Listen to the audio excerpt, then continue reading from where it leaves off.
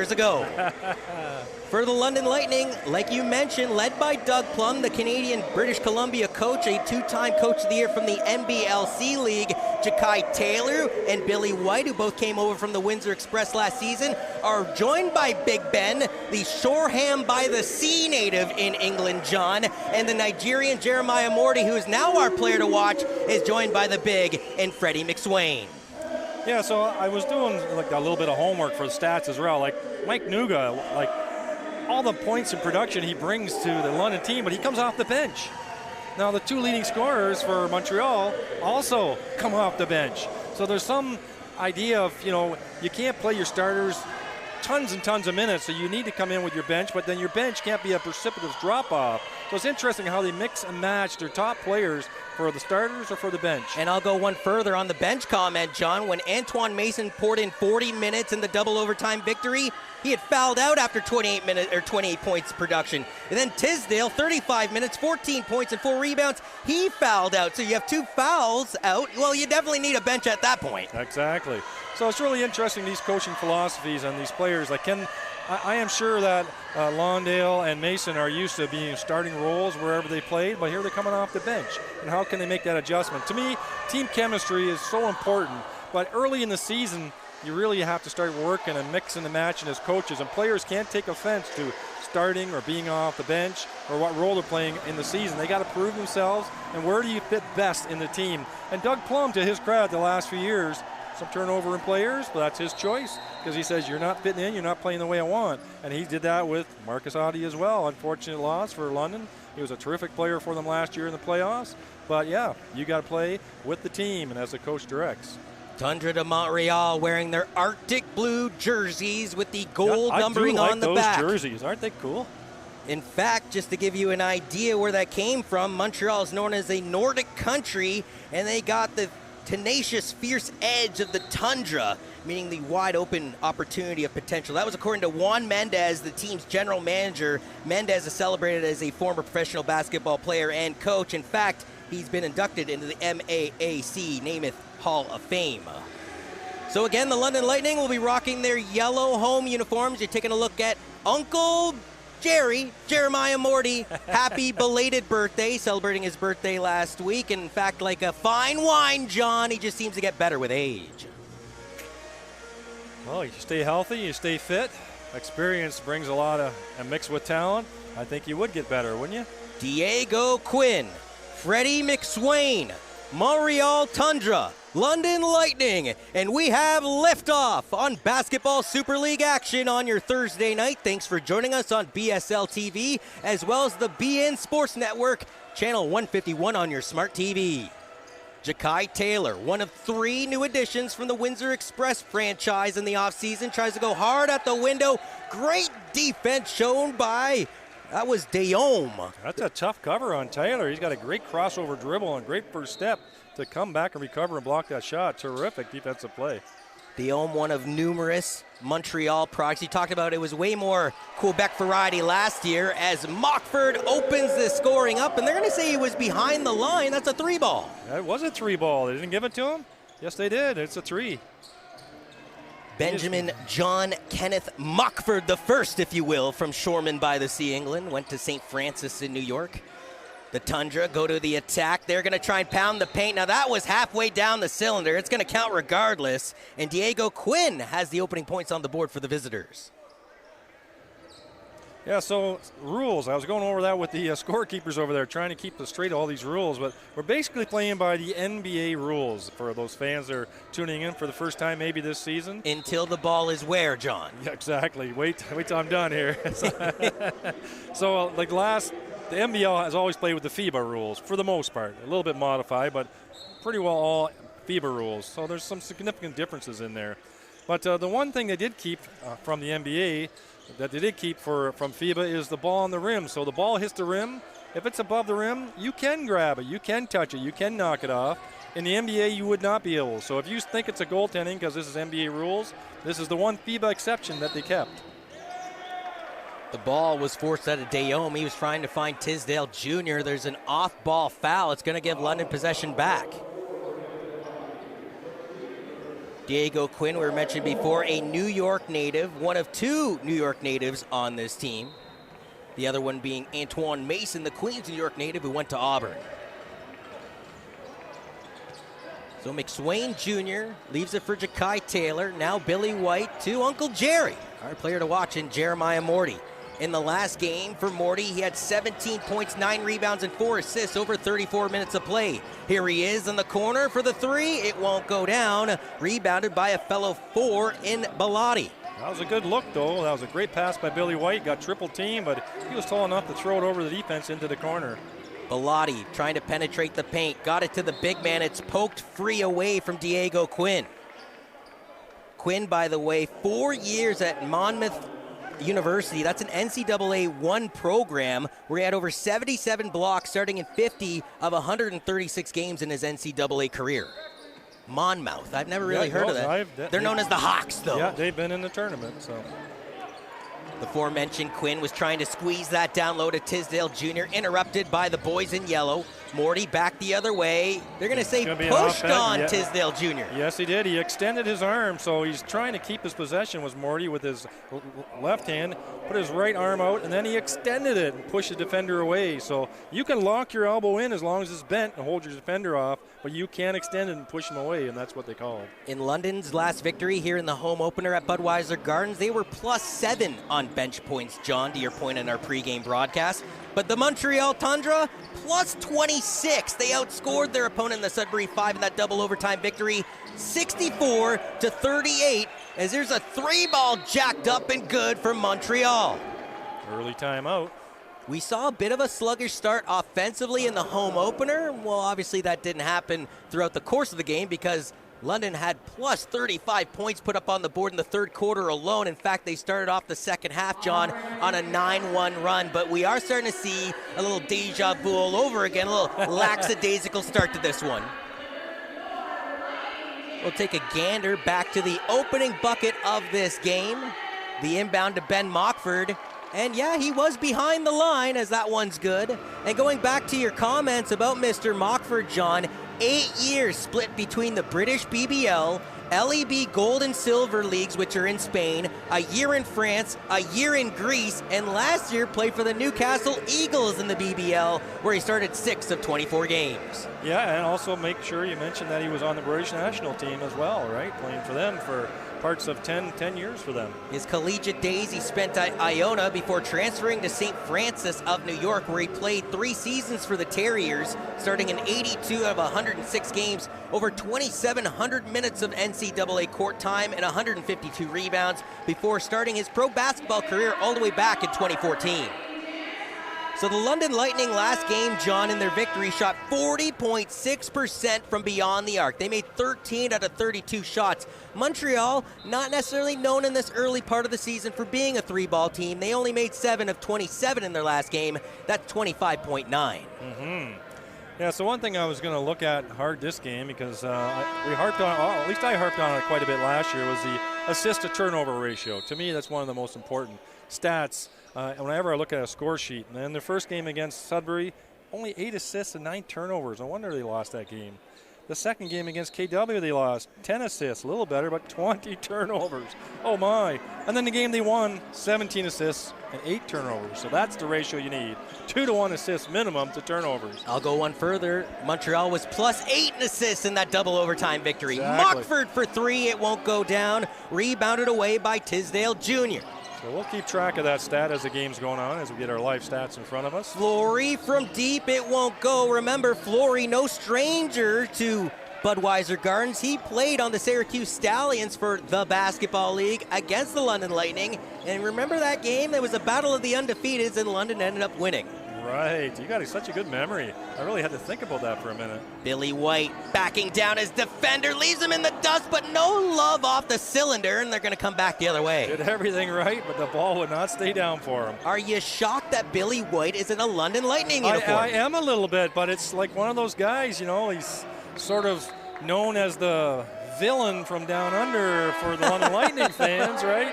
And but it's one of those kind of guys that, oh man, it's so tough to play against them. But well, when you have them on your team, you're like, okay, let's go. Last year, for the Windsor Express, led them in points per game at 17.7. Led them in rebounds total in 291. Led them in blocks in 29. But he also, to your sandpaper analogy, John, led the Express in personal fouls with 123. But he's at the top of the stat sheet practically across the board last year for Bill Jones and the Express. Yeah, and you're talking about fine wine getting better. I think that's a Billy White thing as well. McSwain had an open three. Thought better of it. Nuga in the corner. Good. Wow, those are bright-looking shoes. You know when he's on the line or not with those bright green, but that's what I mean. Nuga makes a big impact right away off the bench.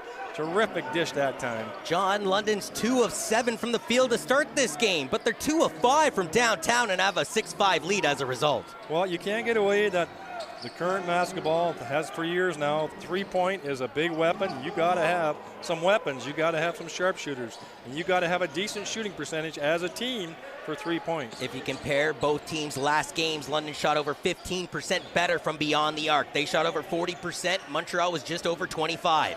Billy White looked like he was fouled, got the ball back, trips down to the baseline, and this time he'll get the call out of the official. Great instincts there. He had the ball knocked away. The defender went on the upside of him. He got the ball back first and just drove the baseline. Very instinctive play and drew the foul. Now I feel like we're spinning a broken record, John, over the last, 3-4 years we've been doing this. You're going to talk about free throws? Els, yeah, I am, brother. I knew you were. London, as a team in their last game, made 19 of 28. That was 67.9%. I know anything in the 60s makes you cringe. Well, yes. At the professional level, oh my goodness, like come on. Really. 9 for 24 in the first game. This 37%. one won't go, and Billy claps his hands. 9 for 24 in their first game was against Sudbury, 37% from the free throw. Quite a bit better against KW, even though they lost, 21 for 27. And then 19 for 28, 67% in the last game. So, yes, it's got to stay in the high 60s, and by the low way, 70s. Billy White was an 82.3% shooter from the free throw line last year for Windsor. Maybe it's the London rims here. Maybe they're just not friendly from the 10-foot. Nuga, we have liftoff from downtown London. He's just an impact guy, isn't he? He is so quick. I love those bright shoes. We are not going to miss. We're going to call him the Flash from here on in. Well, how did the defenders miss him, John, with those lime kicks? Honestly, he's just too quick to get a hold of. Well, there's a holding foul underneath. Yeah, Diego Quinn looked like he was going to win the size battle on McSwain there, so McSwain gave him a little bit of a shove. Hold him behind. 3 subs coming in for London. As we see Nick Garth and Rashad Smith coming into the fold, and the newcomer, Andrew Gordon from Clearwater, Florida, making his London Lightning debut. You need size, and they certainly got in the 6'10", former West Virginia Tech player. Tisdale, who had 14 points in 35 minutes, lost the handle on it. The newcomer in Gordon settles it down for Smith. Had a quick chat with Smith before the game. He's happy to be here in London Lightning, and he looks at this Budweiser Gardens like he's playing at Scotia Bank as man, oh man, the big man rumbling down low. Gordon for 2. It wasn't going to be denied that time. Nice little fadeaway that time. Nylon ripper, a spin around J by Antonio Davis. He's calling for it again, the big. See if he's going to get it, Gordon. So him, and that's Levy Lalonde, or Londell. He sends Londell down to the deck, but he can't put it in the rim. Got his own rebound back. It's recycling day for Gordon, and he gets it to go. Moses Malone trick. Get the easy shot, miss it, get the easy round, pad your rebounds. You're doing awesome. And you can already see within a couple minutes of his BSL debut, Gordon's making an impact against this Toundra defense. Yes, it's our first look at him, so. 3 ball, that's a huge one to respond back and draw this game within a possession, John. Yeah, that was a mismatch for him, so Big didn't get out quick enough to challenge that. Billy White, guarded by Flory, tries to spin off of him. The Nevada native puts up the shot, it won't go down. To handle. Such a tall, lanky player, but that spin move is so quick for a man his size and his height. Great footwork that time by Billy White to draw the foul. Londol, by the way, is a LaSalle, Quebec native and actually was a part of the McGill University program in youth sports before starting his professional basketball career. Last year, he played in 21 games for the Toundra in the basketball league, averaging 6.5 points in 22 minutes of action per game. So White makes his first free throw of the night after going 0 for 2 in his opening trip. So according to this, Quinn and Londell are the two bigs, right, for Montreal. I'm looking at the roster, right? 6'8", 6'9". Billy White's 1 for 4, just shaking his hands. And again, an 82% shooter over the whole season last year. That won't be typical for the year. So that looked like an alley-oop, but there was just an oops. Good ball movement here. Wide open three. Mike up for the Nuga, rim rejection pulled away by Tisdale Jr. Good quick look at.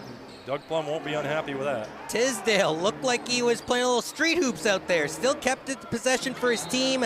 Stepping out of bounds here is Londol, and it'll be London ball. I thought maybe they were calling the foul previously to him stepping out of bounds. I was waiting for the signal from the ref, but I saw he was out of bounds, yes. Does this style of game help the Toundra here on the road? It is their first road game of the 2023-2024 season. And here they find themselves again only down by 1 possession with 5:44 to go. That's what I'm trying to say. It's my part. I think London's playing fairly coordinated. Montreal's all over the map, and they're only down by 3. Nick Garth, the 6-foot guard from Houston, Texas, leaves it there for Smith. Stuck on a pivot, kicked it out to White. The big man in Gordon, no nameplate for number 32. My. No problem. As again, the Clearwater, Florida native has made a massive impact in his London debut already. Absolutely. With 6 points and counting. That can be consistently replicated throughout the season. That's a big pickup. I'm getting a little Cameron Forte vibes.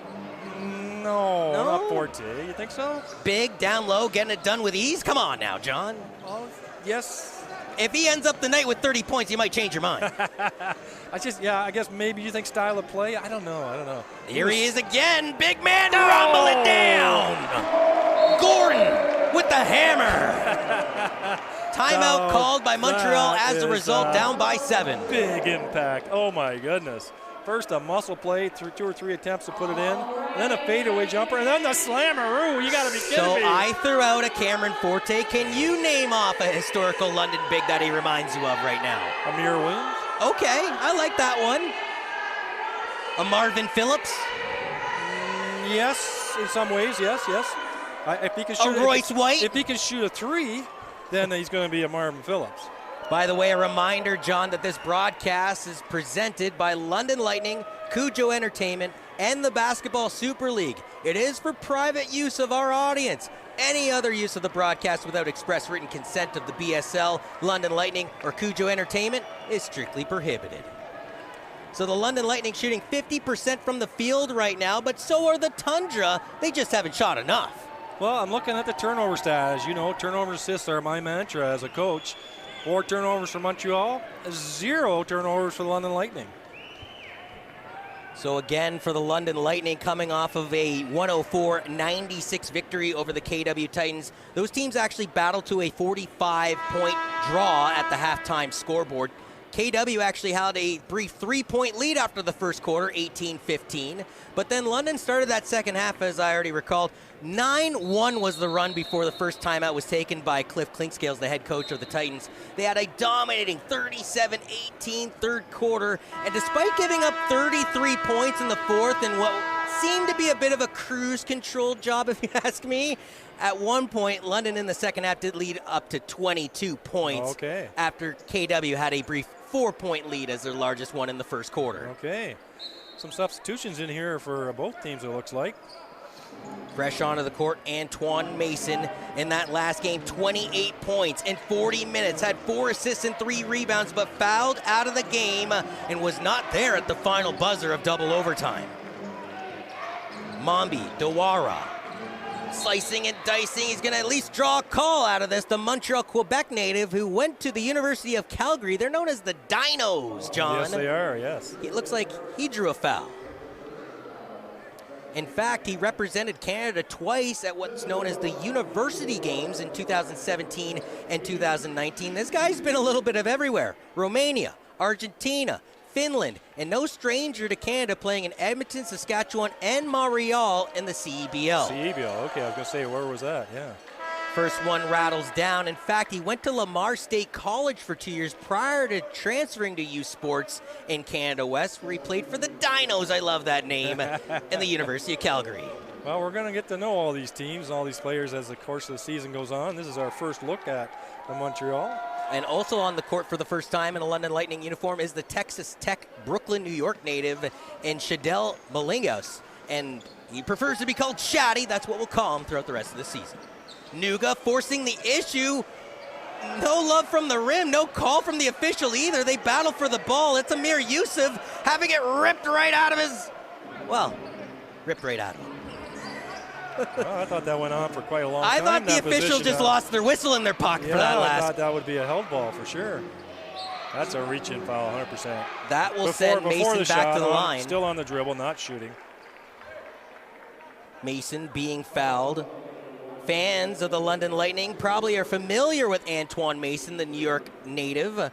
Why? Well, he spent a majority of his career with the Halifax Hurricanes. In fact, in the 2017-2018 season, he averaged 20.3 points and 4.6 rebounds per game and was a second-team All-Star in the NBLC. And one down low, making it good, is Diego Quinn. Good third effort there for Diego Quinn that time.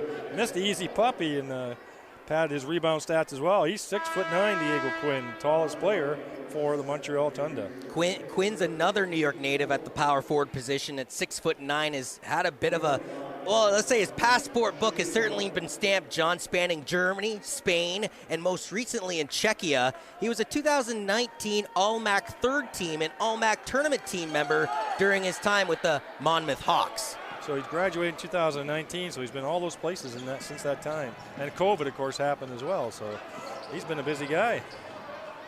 Malingas, good! Showing his shooting touch, which he showed last year, right? When he came up from the TBL to play against us. Played for the Albany Patroons and actually beat the London Lightning, the only TBL team to have a win over the London Lightning, and I believe they did it twice over 2 years. I think one away and one here, I think, right? No, both were in Albany. Both yeah, we never got to see the Patroons we never in got this to see them building. up here. Okay, no, we saw the Syracuse Stallions. That's who it was. That's where right. Flory came from. He's currently on the bench. Yeah. Albany beat them both times down in the States. That's right. Morty! Oh, my. It's good from distance. Again, Jeremiah Morty in that last game. He was just 1 of 2 from downtown, 8 of 14 from the field in that 17 points he produced in 34 minutes. One of the big factors missing from Montreal right now is Tafari Beckford. We saw him play for the Jamestown Jackals last year in this building. Tafari Beckford in that last double overtime victory, 1 assist shy of a triple-double. Oh, so that is a big loss. 19 points, 14 rebounds, and 9 assists not available for the Montreal Tundra tonight. Yeah. Big interception at midcourt by Tisdale Jr. Tried to sidestep his way to 2. He'll at least be fouled and head of the line. Yeah, that pass was telegraphed that time. Tisdale was 4 of 9 from the free throw line in that double overtime victory over Sudbury. But again, he had 14 points over 35 minutes before fouling out. He did not see the final buzzer at the Pierre Carbonneau Center. So liberal substitutions here by London again, but we don't see Jermaine Haley, right? We have not seen him yet on the floor. I have a feeling he is not playing tonight. He was doubtful for tonight, right?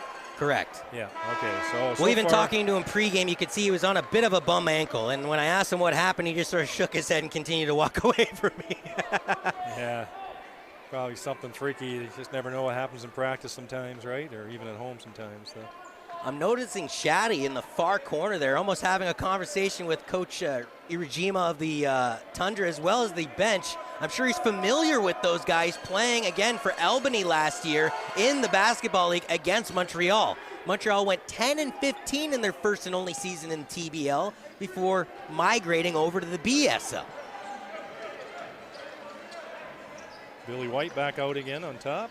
225. 2 of the starters. Ben Mockford, one of your favorites, back out there. Morty down to the baseline. Was going to kick it out to Billy White, now does. 5 seconds left on the shot clock. Mockford from distance, can't get it to go. Rebound pulled away by Mambi Dewara. Again, a product of the University of Calgary in U Sports. About to approach the 2-minute warning in this opening quarter on your Thursday evening. Thanks for joining us on BSL TV and BN Sports Network, channel 151 on your smart TV.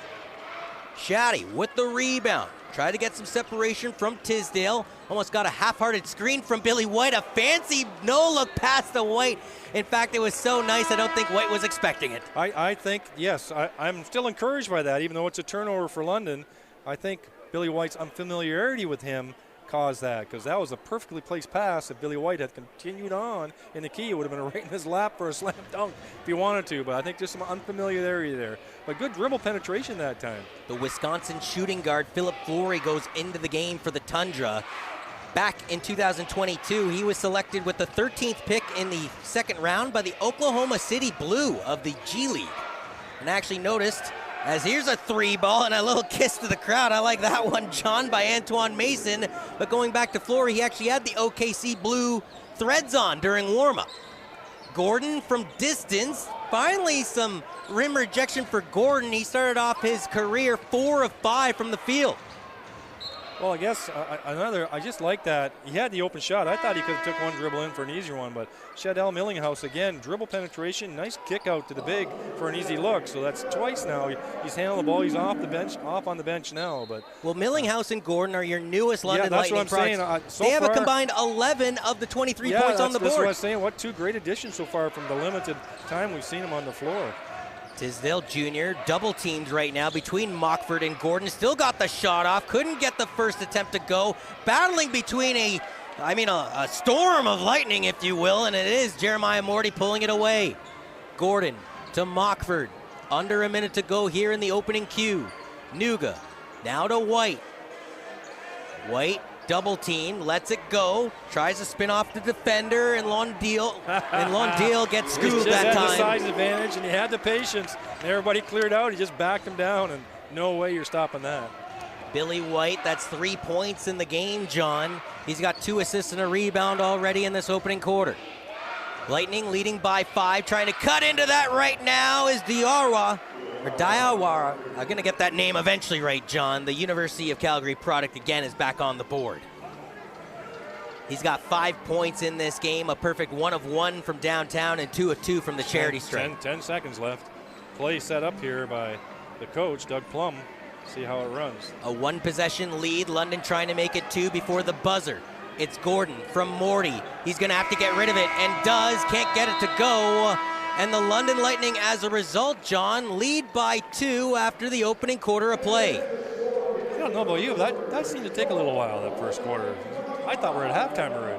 My goodness. A lot of substitutions by both teams, especially like you talked about with Doug Plum having 2 new players in his repertoire. We're trying to get everybody in there and see about that cohesion we were talking about in the keys to the game.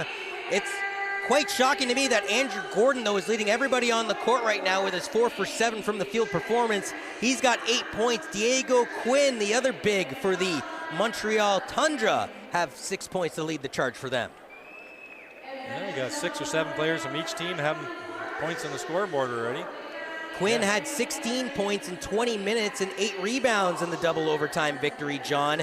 In fact, in that game, the Tundra trailed 26-23 after 1, 51-48 at half, 78-72 at the third quarter, but they managed to force overtime with a 29-23 fourth quarter. An 11-11 opening overtime solved absolutely nothing. They would outscore Sudbury 14-9 in double overtime after 20 lead changes. Over 1,500 people were there for the final buzzer. That would have been awesome to see that. And the first ever victory for the Tundra in the Basketball Super League was theirs at the Pierre Carbonneau Community Center. Nice. So I'm looking here, like, how did we get to a 2-point game when London had 8-9 point advantage, right?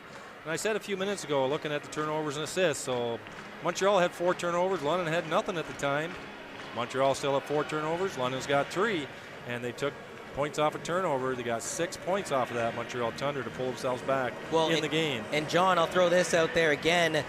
They only made 7 of 27 shots from beyond the arc in a double overtime victory against Sudbury. That's 25.9%. In just the opening quarter, they've made 4 of 8. They're at 50%. Right. Yep. Plus, they've already made half the threes they made in 6 quarters of basketball. So you're trying to tell me they're legit? I'm telling you that I thought this was a team that was for sure going to stick to their bread and butter, which is obviously pounding the paint. They had a plus 26 points in the paint against Sudbury. That does not seem to be the case, and maybe, just maybe, it's thrown a bit of a monkey wrench in Doug Plum's plan. If I remember Sudbury's five's identity last year, a lot of what was 3 and 3 and 3, right? So they don't really emphasize strong play in the middle necessarily. They do a lot of good ball movement, a lot of fast breaking as well, and high volume of three-point shooting. And so London will see Sudbury tomorrow when they go up to Nickeltown to play the 5. That's right. So maybe Montreal exposed that a little bit on Sudbury. They're going to have to shore that up a little bit.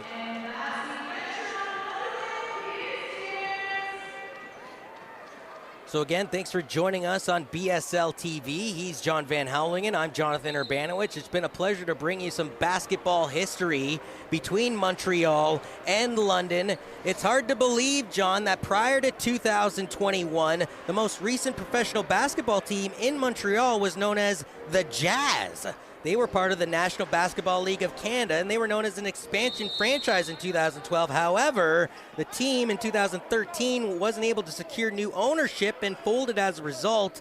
Since 2021, Montreal has also been home to the Montreal Alliance of the Canadian Elite Basketball League, but the Toundra are truly making their mark in Montreal. As the floater is good to start off the second quarter for the Quebec native. I've went on the webpage for the Toundra as well, and they're doing entry-level $10 seats to come into the games, and kids under 12 are free.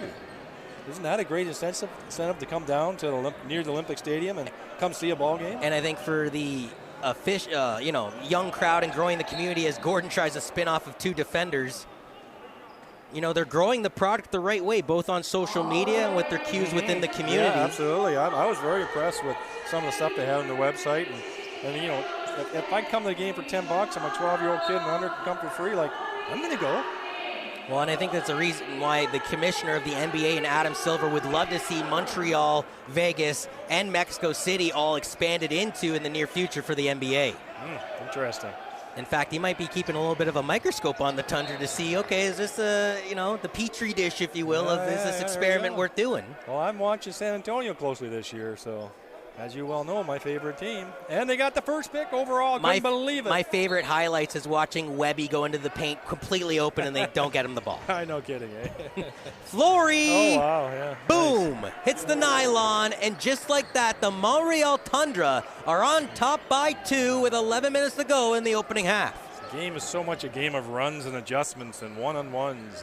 And, where do we go? And like I said, chemistry and team discipline, hard to come by early in the season. You just need playing time on the floor. Going to see who comes out of all this. 4 seconds left on the shot clock. Mike Nuga from Mockford from the top of the world. It won't go down. It is Tisdale pulling away another rebound. I feel like I've said that a lot. It's his 5th rebound of the game. And he goes from defense to offense. But no pressure on him whatsoever. He's just out there.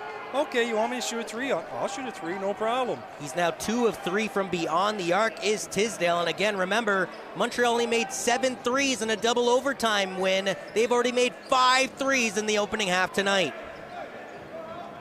Morty lost a handle on it. Montreal turning the tide, and you hear their bench getting loud too. It's almost like they got a mini fan base at Budweiser Gardens. They're excited. They're pumped. They're excited to come to this facility and play against this team. Beautiful dish, and capping off the apple from Tisdale, Levi Londol. And that's the big presence inside that they took advantage of against Sudbury in that overtime in particular. Londol from LaSalle, Quebec, as I mentioned before, went to McGill University. It's a Montreal program, and he stayed in Montreal last year in the basketball league playing for the Toundra, where he averaged 6.5 points, 5.7 rebounds in 22 minutes of court time per game. Okay, so if we talk about last year's championship team for London, right? As the year went on, one thing we really noticed, and we talked about a lot of times, what was the average score that London allowed by the other team? And on average, by the end of the year, was under 100 points. Anytime London kept their teams under 100 points, 99% of the time, they're winning the game. Their first win of the year, they kept their opponent, under 100 points. Are they going to do that tonight? I don't know. We're only partway into the second quarter. Toundra are starting to roll here offensively. I don't see a whole lot of defensive intensity out there from London, so let's see where Doug Plum is. You know he hangs his hat on top defense, right? And we'll see how the guys respond. Fans, welcome into Basketball Super League action live on BSL TV. Tonight's game is also featured on the BN Sports Network, a world-class sports network delivering viewers action-packed sports content and entertainment since 2012. My producer Curtis in my ears reminding me that if you got the Pluto streaming service, it does come with BN Sports Network. So, I mean, what's your excuse? Pluto, isn't that outer space? Yes, there, John. Yeah, that's the planet that's not a planet anymore. Or the cartoon dog, if you want to go real back. There you go. 7-point lead for the Toundra. 9:55 to go before the halftime break. And is this just, again, the artist, Doug Plum, trying to mix the paint up early, or is it a problem developing here? I think it's too early, but, I mean, this is their 4th game. A couple of new players as well, right? But well, according to the London Free Press, the sky is falling after going 0-2. Oh, well, no good. My goodness, a long season. They got tons of talent to London. Do they have defensive intensity is the question. Foul off the ball. I believe they're calling it on Ja'Kai Taylor. So illegal screen is typically what that is, right? You're preventing a player illegally from getting to their defensive position. And man, oh man, we talked about the bench being important, but I didn't think of it in this circumstance. Every defensive and offensive play, man, the Montreal bench is on their feet and extra loud. Wow, they're excited to be in the league in the big times. Stop, pop, and lock. It won't go down. Morty on the rebound, coming back the other way for the home team. Drops it back for Billy White, the Nevada native, into the paint. Kicks it out for Mike Nuga, the Canadian. Can't get it to go. Flory is fouled on the rebound. Made his first one, but he's missed his last 2 or 3. That was a great setup again by Billy White, coming down, getting double teamed. Tall enough to throw it over the double team into the corner for a wide open shot, but Nuga buried his first one. Looked like he was on fire, but he hasn't been able to make it since. Second foul of the game on Jeremiah Morty. We see Ben Mockford checking out of the game. You were commenting on his 3 balls in the Titans win in the home opener. However, he did start off that game 0 of 3 from downtown and currently 1 of 3 from downtown in this one. So maybe it takes him a little while to heat up. Shooter's a shooter. It ain't going to affect his confidence. So, you know, he's a tried and proven shooter. Now with 9:03 remaining in the opening half of play, Montreal finds themselves back at the line. We talked about thickening the paint, if you will. We've seen Gordon getting it done on the offensive side of the court. I think Doug Plum needs him to play a factor on the defensive side of the court too, John. I think they're getting outworked right now, our London Lightning, by the Montreal. That's what it looks like on the floor to me, and it looks like a little uncertainty on the London side for what they need to do on the ball. Now, basketball fans are thinking, Antonio Davis, the guy that played for the Toronto Raptors back in the day? No, awesome, not 56-year-old Antonio Davis. It's a different Antonio Davis on the court right now. I always liked his play. Yeah. Davis has 2 points so far in this game, 1 of 3 from the field, 0 of 2 from downtown. Has a chance, though, to add to this 8-point Toundra lead in this opening half from the line. Quite a turnaround here. I think London was up by 8, I think, at one point, so do the difference here. That's quite a swing. Well, even that's after going to be a 17-point difference. Even after the first quarter play, they were leading 25-23, and if you recall, London had the ball to end that quarter. Could have made it a 2-possession game right there. Well, you're trying to tell me London had 25 points at the quarter? That's right. So they haven't scored this quarter yet. Correct. That's what you're trying to say. I'm trying to implement an 11-0 run currently by Montreal. There you go. That's what it is. Rashad Smith steps into it, tries to break it up. It won't go. Billy White, patty cakes it back for Morty. A fresh 14's put on the clock. Garth, once again, the well has gone dry here for London as trying to keep this one in bounds. Man, he did a track hurdle that time to Tisdale Jr. Very good, yes. Yeah, I think they would jump right at anybody sitting there anyway, so if somebody was sitting there.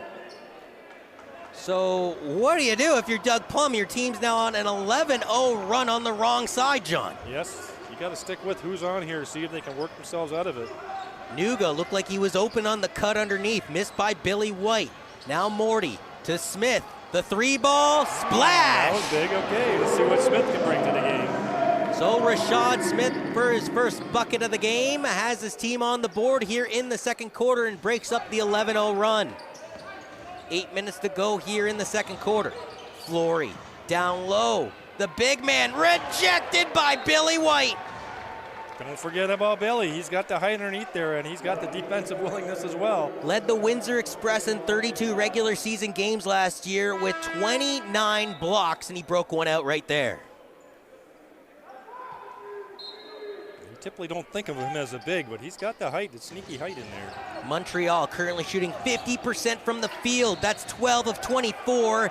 This time Tisdale Jr. can't get it to go, but when they're missing it, John, they're going to the line at it another way. Well, I want to get some clarification on this NBA rules as well, because I noticed Billy White was parked inside the key and not near his man. So, you know, it's man-to-man defense underneath the foul line in the NBA, right? You have to be within either arm's length of the guarding person, or you got to be a true double team going somewhere else, so you want to leave him. But they didn't call him for a defensive violation. Tisdale again 4 of 9 from the free throw line. In his last game against the Sudbury Five, had 14 points over 35 minutes of play. His team has currently made 6 of 8 from the line. London, it's all been Billy White, mind you. His 4 trips, he made 1 shot. Yeah, London's not getting to the line hardly at all. Which I guess is a definition of good defense by Montreal. Or lack of willingness to go down, drive down the middle and take the contact by London. So 2 former Windsor Expresses. Everything's perimeter right now. And Garth to White. Now Mike Nuga. Finally, he's going in. Where's he going, though? Tried to kick it out. He left his feet. Tisdale Jr.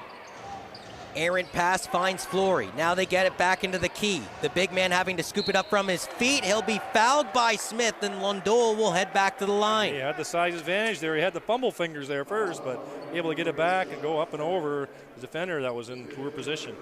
Let him get in too deep, right into that little arc underneath the rim there in the paint.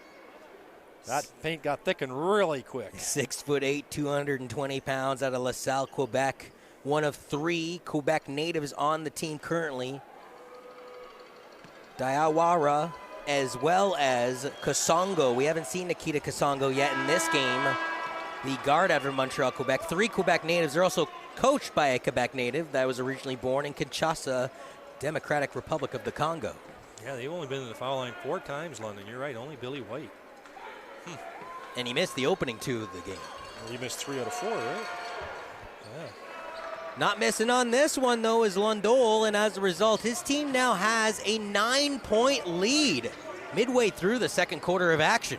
Now, who's going to be the spark? Who's going to be the leader here for London to get their offense in gear? Put the ball down in the basket. Who's going to grab the bull by the horns? Smith, who had a 3 already. Back-to-back jacks for Rashad Smith. A little bit of dribble penetration by Jeremiah Morty that time to free him up for the long 3. Smith, actually born in Michigan, but praises Chandler, Arizona as his home. Went to Prima for 2 years before transferring to Grand Canyon. They're known as the Antelopes, John. Oh, yeah, the Antelopes. And then went to Idaho for 2 years. Secondary opportunity for the Toundra goes for naught. Millinghouse with a stretch pass up to Garth. Garth was waiting for him to come back. A schoolyard hook shot off the glass is good. He was trying to draw a foul, but he's the one that initiated the contact. The ref didn't give it to him. But he made the basket, thank goodness. Cuts the lead down to 4.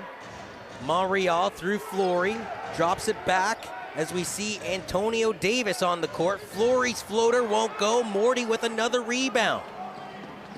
Jeremiah Morty, 4 rebounds and 4 assists in this opening half, and now London seems to have found their offensive stride. Yeah, it's contagious, right? Once you get rolling, Morty pushing the ball again. He created 2. He's got 2 assists on those 2 3-pointers, right? One for Smith when he dribble penetrated, kick back out, and that one where he pushed the fast break into the corner, and he was ready, was Garth, to put the 3 down. Fans, a quick reminder that if you want to catch all the action that you've missed, you can sign up to BSL TV League Pass. For only $49.99 Canadian, you'll be able to follow your favorite teams, watch the games, and even play them back if you missed them live.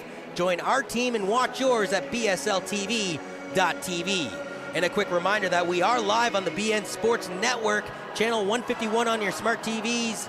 I don't know what channel it is on Pluto, Curtis, but I mean, if you have the streaming service, use it. It's just under sports, people. Shows you how much I know about streaming information, John. By the way, both these two teams are back in action tomorrow night. London on the road go up to Nicholtown to take on the Sudbury Five for the second time up north in this young season. The Toundra continue to fly south, the migration, if you will, to the border town known as Windsor, where they take on the Express. Is that Windsor's first game of the season, I think? I think they haven't played yet as far as when I look at the standings earlier today. So that must be their home opener and their season opener against Montreal. That's a big one tomorrow night for the Toundra de Montréal then. And then both these two teams will reconvene on Sunday at the Pierre Carbonneau Community Center in Montreal. So it's a big bit of a, not just a big road trip because you're trying to get above 500 early in the season for Doug Plum, but literally the kilometers. You're going to Sudbury all the way to Montreal. It's going to be a bit of a distance for these London Lightning, and we're back in the saddle the following Friday when the, don't call them Seattle, Rhode Island Kraken barrel into town. I know Quentin, our cameraman, last year, he's wearing an Erdinger beer hat right now, but he was rocking the Kraken hat all last year. I wonder if he'll break that out when Rhode Island comes to town. Sweet Carolina being blasted over here. One little feature that has been added this year, John, that I truly like is the live DJ. And he's getting the crowd, as well as the players during warm-ups. I'm noticing a little less headphones and earbuds, and they're just enjoying the DJ while they're warming up. Livens the atmosphere up is right. Thinking about shooting this from another area code was Davis, but he lost it. Shaddy's going to be fouled back the other way. That basket won't count. I like what I see some more from Shaddy. Is that what his nickname is? So Shadell is his real name, but he prefers Shaddy. Okay. Okay. But so far he's pushing the ball well. Got good instincts. Good shooting stroke for sure. Yeah, technically only has the one shot, and he's a perfect 1-for-1. He would have made that last one, but it doesn't count on the books. I like the shooting stroke. You see some guys' mechanics, right? And he's just very smooth. So Rashad Smith, oh, a 3 for his 3. third straight 3-ball. He's got 9 points, tied with Tisdale to lead everybody on the court. We are having our first look here at him, and that's a good look. 3 for 3, not afraid to take the try. You thought for sure it was going to be Ben Mockford tonight. He was 3 of 7 from beyond the arc in that win over the KW Titans. Responding with a distant 2, though, are the Toundra, and we're tied up at 39s, John, with 5:08 to go in the opening half. A little play off the ball there with Billy White. He's getting a little physical off the ball. He might get called for it. Diego Quinn, DeVril Tisdale, and Rashad Smith all leading their respective teams with 9 points. Garth somehow saved that from going out of bounds. Smith, does he stay hot? Oh! He's picante. Yeah, he's picante. Salsa picante. He's dancing down the floor after that 3. He's on fire. If you go. Montreal trying to retaliate after Rashad Smith's. Well, wow. Anything you can do, I can do better. Yes. Antonio Davis back the other way, right in the face of Rashad Smith. Okay, we got a shootout going on here. Thanks for joining us on BSL TV as well as BN Sports Network. Rashad Smith, 4 3-balls, trying to make it a 5th one. That's a heat check. That was. Coach not going to complain about that one. If he does it next time again, maybe not so much, but a heat check is okay. London currently shooting 47.4% from downtown. They've made 9 of their opening 19 shots, but Montreal's made 6 of their opening 11. That's 54.5% from beyond the arc. Millinghouse slicing and dicing his way to 2. I like his game so far, what I'm seeing. 44-42 with 3:41 remaining on the opening half scoreboard. Antonio Davis! Click, click, bang! My goodness. Offense has lit up here in his last 2 or 3 minutes on both sides.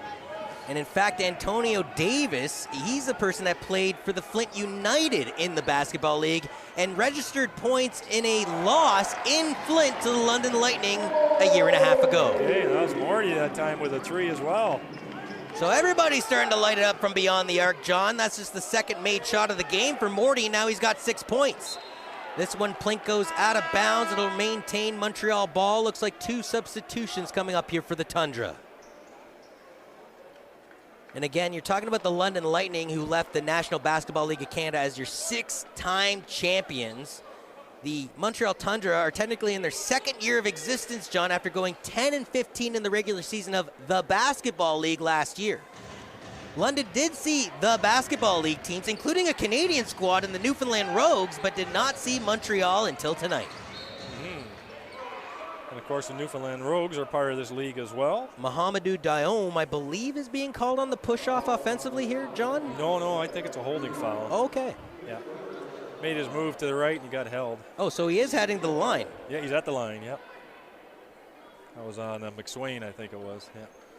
Yeah, going back to Antonio Davis, he scored exactly 12 points in April in a loss for the Flint United when they were hosting the London Lightning.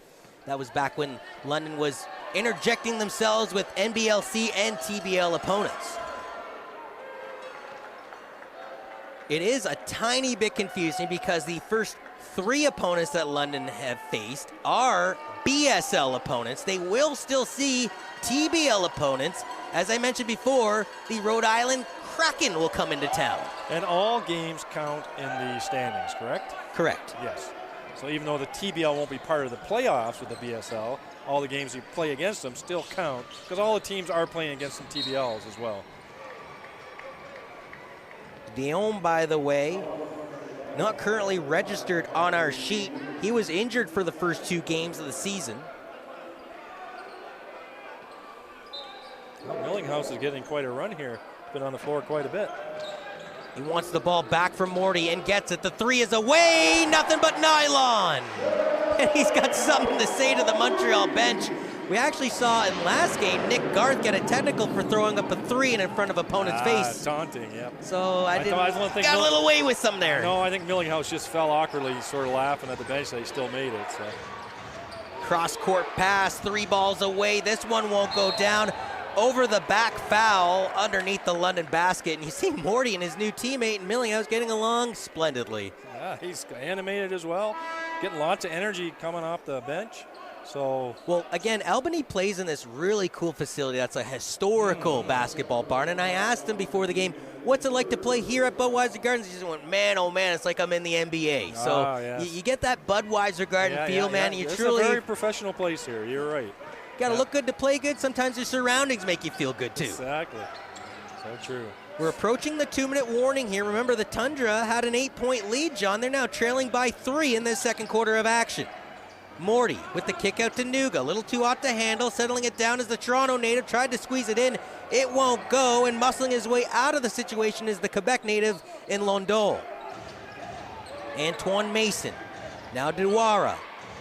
3 won't go. Rashad Smith pulls away the board. He's getting a long run and a long lookout as well. Ooh, that was a dangerous pass. Millinghouse thinking about attacking the rack. Switches to the left hand and coasts for 2. Yes. That was a good thing he came hard to that pass. That was an ill-advised pass all the way across the court. Credit to him to get that ball and take it right to the hoop, no less. Rashad Smith leading everybody on the court right now with 12 points. Millinghouse, who's got 10 points, though, John grabs the rebound. Smith looking to add to his team. High bang. He's 5 of 6 from beyond the arc on your Thursday night. Their shooting has come alive this last 8 minutes of this quarter. Remember, we were commenting they hadn't scored in the quarter yet, remember? Rashad Smith was a Big Sky Player of the Week in February of 2022. During his 2 years at Idaho, he shot 39% from the field and 73% from the free throw line for the Vandals, as they're known. The Idaho Vandals. Wow, where come all these names, eh? I don't know, but I'd love to play for a team called the Vandals. Who'd you lose to last night? The Vandals got us. Morty, step back 2. That's a patent move, but it didn't go down that time. No, I have no complaints on it myself. Gained dribble penetration to a soft, easy shot for himself. Down by 6, trying to make it a potential 1-point possession. Instead, this will be a backcourt violation, and look at Chatty Malingus. He was hoping that he could get it before it went out of bounds, do an easy layup, because the Montreal guy wasn't. Everybody wasn't sort of gave up on the play, that's right. Yeah, he thought, oh, maybe I can still get it. I love that energy from him. That's awesome. And he's getting an extended run. Smith finally going to the bench after, what do you say, 5 for 5? 5 of 6, yeah. 5 for 6. Oh, no, he's staying on. Look at that. Nuga's the one coming off. Nuga so far in this game, 5 points, 2 of 7 from the field. And Shaddy's coming off. So, yeah, sort of cool. Shaddy. I guess I can go with it. So, Millinghouse, or Shaddy as we're calling him, 4 of 4 to start off his London Lightning career. 2 of 2 from downtown and 10 points and 3 rebounds. He's got some props from his coach, Doug Plum, there as well. 31 seconds left in this half. It's the big man and Gordon receiving the inbound from Morty. Gives it right back to the Nigerian. Was looking for Gordon. Instead, elects to go to Smith. McSwain down low. Are they calling Gordon on a late foul? Player control by Gordon there. I think a little bit unfortunate. He's very strong under there, and just that little shove with his arm, the defender went flying. I don't think it was a flop either. It looked like the strength did push him away. London again still has only gone to the free throw line, John, 4 times in this opening half. Montreal's made 10 of their first 13 trips. Yeah, hey, you're shooting the ball so well right now. The ball is zipping around the outside at the moment for London, and the shooters are hot. So great job by the officials, and Chris Delaney, the crew chief, Rich Stellick, and Matt Hardy have joined him, the three amigos, if you will, taking us through this BSL action. Oof. Man, another nylon ripper. That was a beautiful touch shot with Tisdale Jr. from Rogers State University. The buzzer goes, a halftime heave from Nick Garth won't go. And just like John Van Houwelingen, the London Lightning have a 4-point lead over the Montreal Tundra in this first ever matchup between these two teams. And we talk about these two teams going at it for the first time in history. Well, Montreal maybe shocking some London Lightning fans along the way. Well, I think unfamiliarity, we don't know what Montreal brings, right? Because they're not the same team as last year. They're playing in a different league. But based on the 2 games against Sudbury, they were very competitive. They won one of those in double overtime, no less. So, I'm not surprised. What I am surprised is that London went almost 3 minutes in the second quarter with a scoring drought. Stuck at 25. Look at them now, 55 points. How many three-pointers did they make?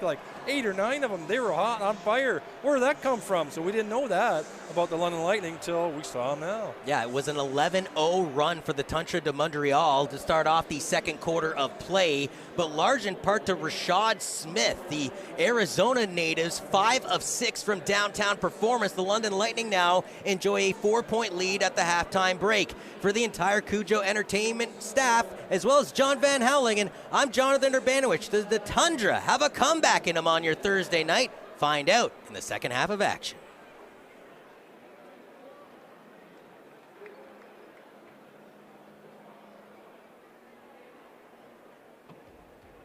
And London came firing back, literally firing back. 11-0 run to start the second quarter. You thought they were going to run away with it, and then some clutch threes by Montreal kept the game close. So it's a 4-point game here at half.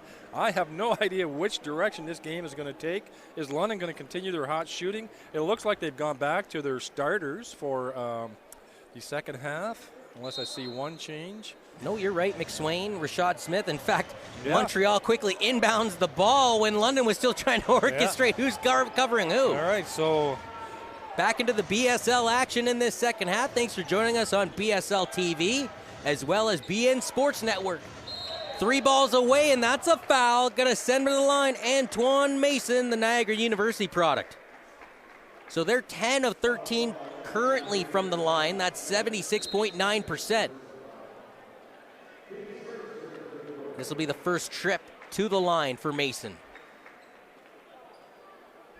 Yeah, Mason's been averaging over 20 points per game for the Montreal Tundra in the first 2 games. Came off the bench both times, and today he wasn't a starter either, but he gets significant playing time, and he's really contributing to his team coming off the bench. On October 31st of 2016, Mason was signed to the Rio Grande Valley Vipers of the G League, but then was placed on waivers November 10th. Well, in the 2017-18 season, he would then play for the Halifax Hurricanes of the NBL Canada, where he averaged 20.3 points per game and was named a second-team All-Star as a result. So he's had some experience in this building. No love on that last free throw attempt, and his team now trails by 2. Billy White and Jeremiah Morty both combined for an NBL Canada championship when they played together on the Moncton Magic.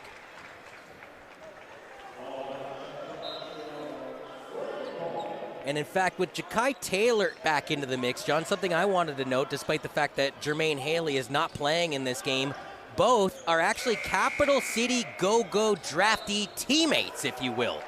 The Jermaine Haley, if you look back to his stats, Back in 2000, just looking at my paper here, 2021, the Capital City Go-Go selected him in the 3rd round with pick 24. Well, the Capital City Go-Go in that same draft got Jakai Taylor in the 2nd round with pick number 24 of that round, and now they both find themselves here on the London Lightning. I think there are a lot of relationships here among the different players, among the different teams as well over the years, because this is not the only basketball they play, right? There are other seasons, other leagues. They play all year round, a lot of these players, and they move from country to country and all over the world, right? So there is a lot of familiarity, maybe not necessarily have played together, but against each other for sure, or have seen them. So Tisdale was trying to add to his team high 11 points in this game, was denied by Billy White. White will be called for the foul, though. That's his 2nd foul of the game. A lot of threes across the board for Billy White right now, just 3 points, but he has 3 assists and 3 rebounds. Yeah, he's a little quiet. He didn't get a lot of run out in that 2nd quarter when that 2nd unit was so hot. Some of the new guys came in and just Coach Plum kept them on the floor because they were playing so well. Billy White did not get into double-digit point production during that home opener against the KW Titans. Morty across midcourt. We're tied up at 55 here at Budweiser Gardens on your Thursday night. The Nevada native to the Nigerian and Morty. Penetrating the paint, the kick out to McSwain. Mockford 3 is away, rejected by the rim, but it's Billy White with the offensive rebound. Morty to McSwain. The open 3, he elects to go back down low to Morty. McSwain will take the 3 this time. Break out the ceiling fan, though, John. Nothing but a good old air ball on that one. Now 360 his way to 2 to the 10. Twisting and turn his way into the paint. He's letting Jeremiah Morty know that he's got the size advantage. It forces Doug Plum to burn a timeout here. Remember, the Tundra started the 2nd quarter, John, on an 11-0 run. They ended up being outscored, though, in that 2nd quarter, 30-28. They have now started the 3rd quarter in the 2nd half of action on a mini 6-0 run, forcing Doug to take a timeout. If I'm trying to think correctly who was on the floor, I think this is almost the same unit as well that it happened against. So this current unit that's out here doesn't seem to be meshing so well, at least this game anyway. But Montreal shooting 50% from the field, 18 of 36, and 50% from downtown, 7 of 14. I don't really care who you are. If you're shooting at 50%, you're giving yourself a pretty good chance to win a basketball game. Well, and then you're taking advantage of also maybe a defense that is not matched up very well against you. That time I did not see the defensive effort there on the London side. But to me, it's a work in progress here. Like when Doug Plum is looking at his lineup and he puts players together and he watches one of the players and says, okay, that doesn't click. That doesn't work. I don't have enough lateral defensive quickness here. I don't have enough people to keep up with a three-pointer, or I don't have enough bulk inside. So he's mixing and matching. He found that winning unit there in the middle of the 2nd quarter, so he kept them on for an extended run. So here he is back to his original game plan, and so far it hasn't really worked okay at the beginning of the 1st quarter, not so great at the beginning of the 2nd quarter, and not so great here. So there's some substitutions already coming in. Mike Nuga already coming in, and it looks like Millinghouse and is already in as well. So Montreal has only committed 7 fouls in this game. London has doubled that with 15 so far in the contest. Turnovers are 7-5 with the disadvantage, if you will, going towards Montreal. However, points off of turnovers is just 10-9 in favor of London. Both these two teams have rebounded the ball totally 23 times. So interesting here, Morty is off as well, who I thought was more of a stabilizing influence. And Nuga is the one bringing the ball up. The first thing he does is turn it over at half. It looks like a holding foul at half by Nuga already. He's not one of his best games so far. It almost looked like they were going to continue playing even after the refs whistled that last play. Yeah, I think they didn't hear the whistle, so it threw us off, but the whistle did go. And again, thanks for joining us in Basketball Super League action on BSL TV. Tonight's game is also featured on the BN Sports Network, a world-class sports network delivering viewers action-packed sports content and entertainment since 2012. Tisdale and his team shooting 77.8% from the charity stripe. That's 14 of 18. Tisdale's made his first 5 of 6 in this game, leading everybody on the court currently with 15 points. You see what's happening here? So this is the NBA rule, right? So this is a clear path foul. So Nuga lost the ball at half. The fellow was ahead of him with purposely hacked Tisdale. Yep, didn't go for the ball. So you get to shoot the free throw and you get the ball back. But as the old adage will go, John Van Halen, the ball don't lie. He doesn't get any points. It'll be Montreal on the inbound, though. Man, oh man, he hung in the air for that extra second. Antoine Mason with 11 points and counting. Millinghouse willing to mix it up is right. Drives right into a crowd. None of them had good defensive position, and he's draw the foul. He's going to the foul line. He's currently got 10 points in this game and 3 rebounds in his London Lightning debut for the Brooklyn, New York native that attended Texas Tech in his collegiate basketball days. Texas Tech Raiders, Red Raiders. We also saw the Marcus Oddie graphic go up there briefly. Nuh-uh, Curtis. He ain't on the team no more. Oh, didn't see that. However, taking number 1 away from him, I guess, in the meantime, will be Millinghouse. No nameplate added to him or Gordon. Gordon over that first half, John, 4 of 7 in his debut, a rebound and 8 points. And at one point, I think he had about, 4 to 6 points consecutively on the board. Yeah, they were really pounding the paint with him. Limited playing time as well so far, but very effective when he was on the court. Toundra shooting 51% from the field. That will dip below 50%. Nice job to save it from going out of bounds. 3 balls away for Flory. Book it. And man, oh man, I think about Brendan Bellotti saving that on the baseline to allow that 3 to happen from Flory. Up by 6 now. Got him outworked. Millinghouse guarded by Flory.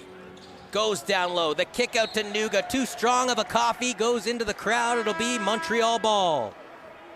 Montreal's back in action tomorrow night on their second straight road game of the season as they will take on the Windsor Express. London has a long trip up north to take on the Sudbury Five. Both are back in action on your Friday night. Sudbury's not that far, is it?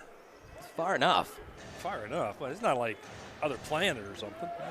Have you been to Sudbury? Have you been to Sudbury? Yeah, I've been to Sudbury. It smells like a different world. That's Ja'Kai Taylor. Grabs the ball back the other way. It's all the schmelting of the sulfur, I tell you. As Garth corner 3, can't book it. Millinghouse on the rebound is fouled. Not liking the call is Antoine Mason. Well, he's involved in every play, Millinghouse, so far. Pushing the fast break, getting the rebound, getting the foul. I personally think if you have to travel anything more than 2.5 to 3 hours, bus legs could potentially play a factor. So you're talking about if you're traveling to Montreal or a Sudbury or an Ottawa, you are, getting into bus leg territory. I don't know. We live in Canada. Everything's far.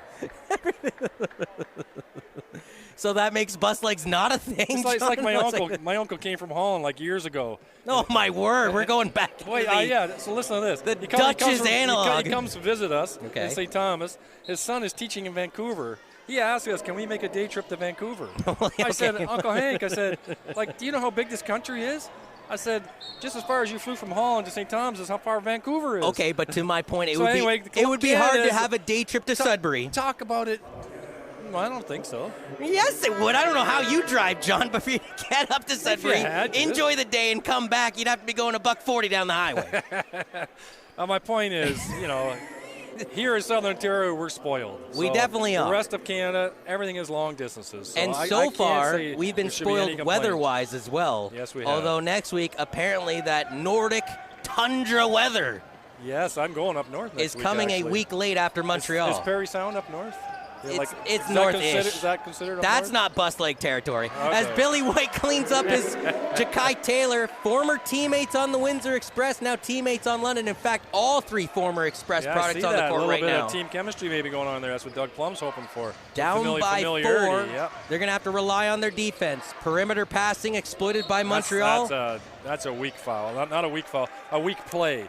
He just got lazy. He didn't move his feet over. He just decided to bump the man with his body. Move your feet. You had the advantage if you move your feet, Ja'Kai Taylor. Antoine Mason, remember, he fouled out in that double overtime victory after 40 minutes of competition, but he did pour in 28 points, 4 rebounds, and 3 assists.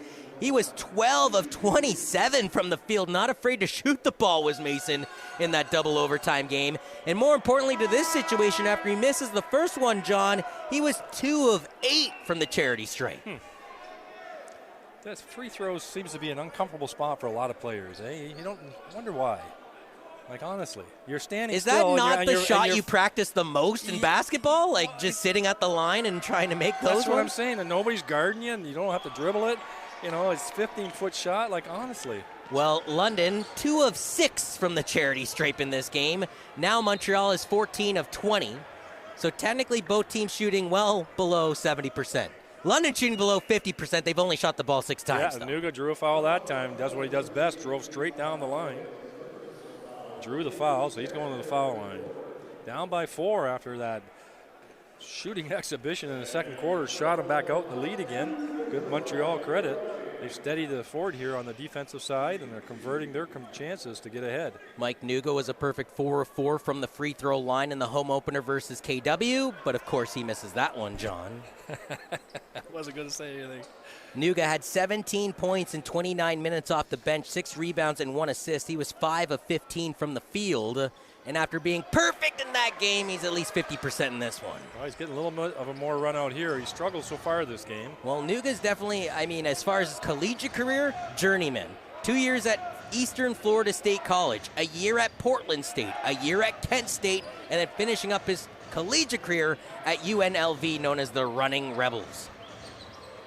Mason, distance three is good. That was a tough fadeaway, really. 6-point lead for the Nordic boys in blue, known as the Toundra Montréal. Just look at the activity on the blue defense. They are moving all over the place, switching, diving in between for the lanes. Billy White, the veteran, trying to back his way into the paint. The floater's up. It won't go in off the cylinder, and Montreal has a chance to add to this 6-point lead. Antonio Davis from the near elbow. Beautiful pass and a two-hand cram. That's going to be a... They do have 7 timeouts. Did you know that for the teams? Per team, per game. Unlike FIBA where you get 2 in the first half and 3 in the second half. So that's a big change for the league as well. So Londol, after the big dunk on the one side, I think is going to get called for the foul here on Billy White. White will head to the line. All the way back in 2008, he was a Mountain West Freshman of the Year, an all-conference third-team member. We talked about this numerous times. I might as well say it again. Back in 2011, he was teammates with the infamous Kla. The guy that played for your San Antonio Spurs. Did he win you guys a championship? Yes, he did. He did. He was MVP. But more importantly, well. People don't remember that. They remember when he won the championship for Toronto, John. And now he's on the Clippers with a big extension. So their team is looking good this year. Billy White also played for the Halifax Hurricanes and the Moncton Magic. In fact, he won a championship with the Moncton Magic with his teammate on the London Lightning and Jeremiah Morty, who just got out-rebounded there after the miss. Tisdale through midcourt. Under 7 to go in the third quarter with the Tundra enjoying a 7-point lead. Mason guarded fiercely by Mockford. Hucks this one off the window. It won't go down. Billy White tried to push it up the court. Millinghouse can't get the 3-ball to go. Rebounded away by Mason.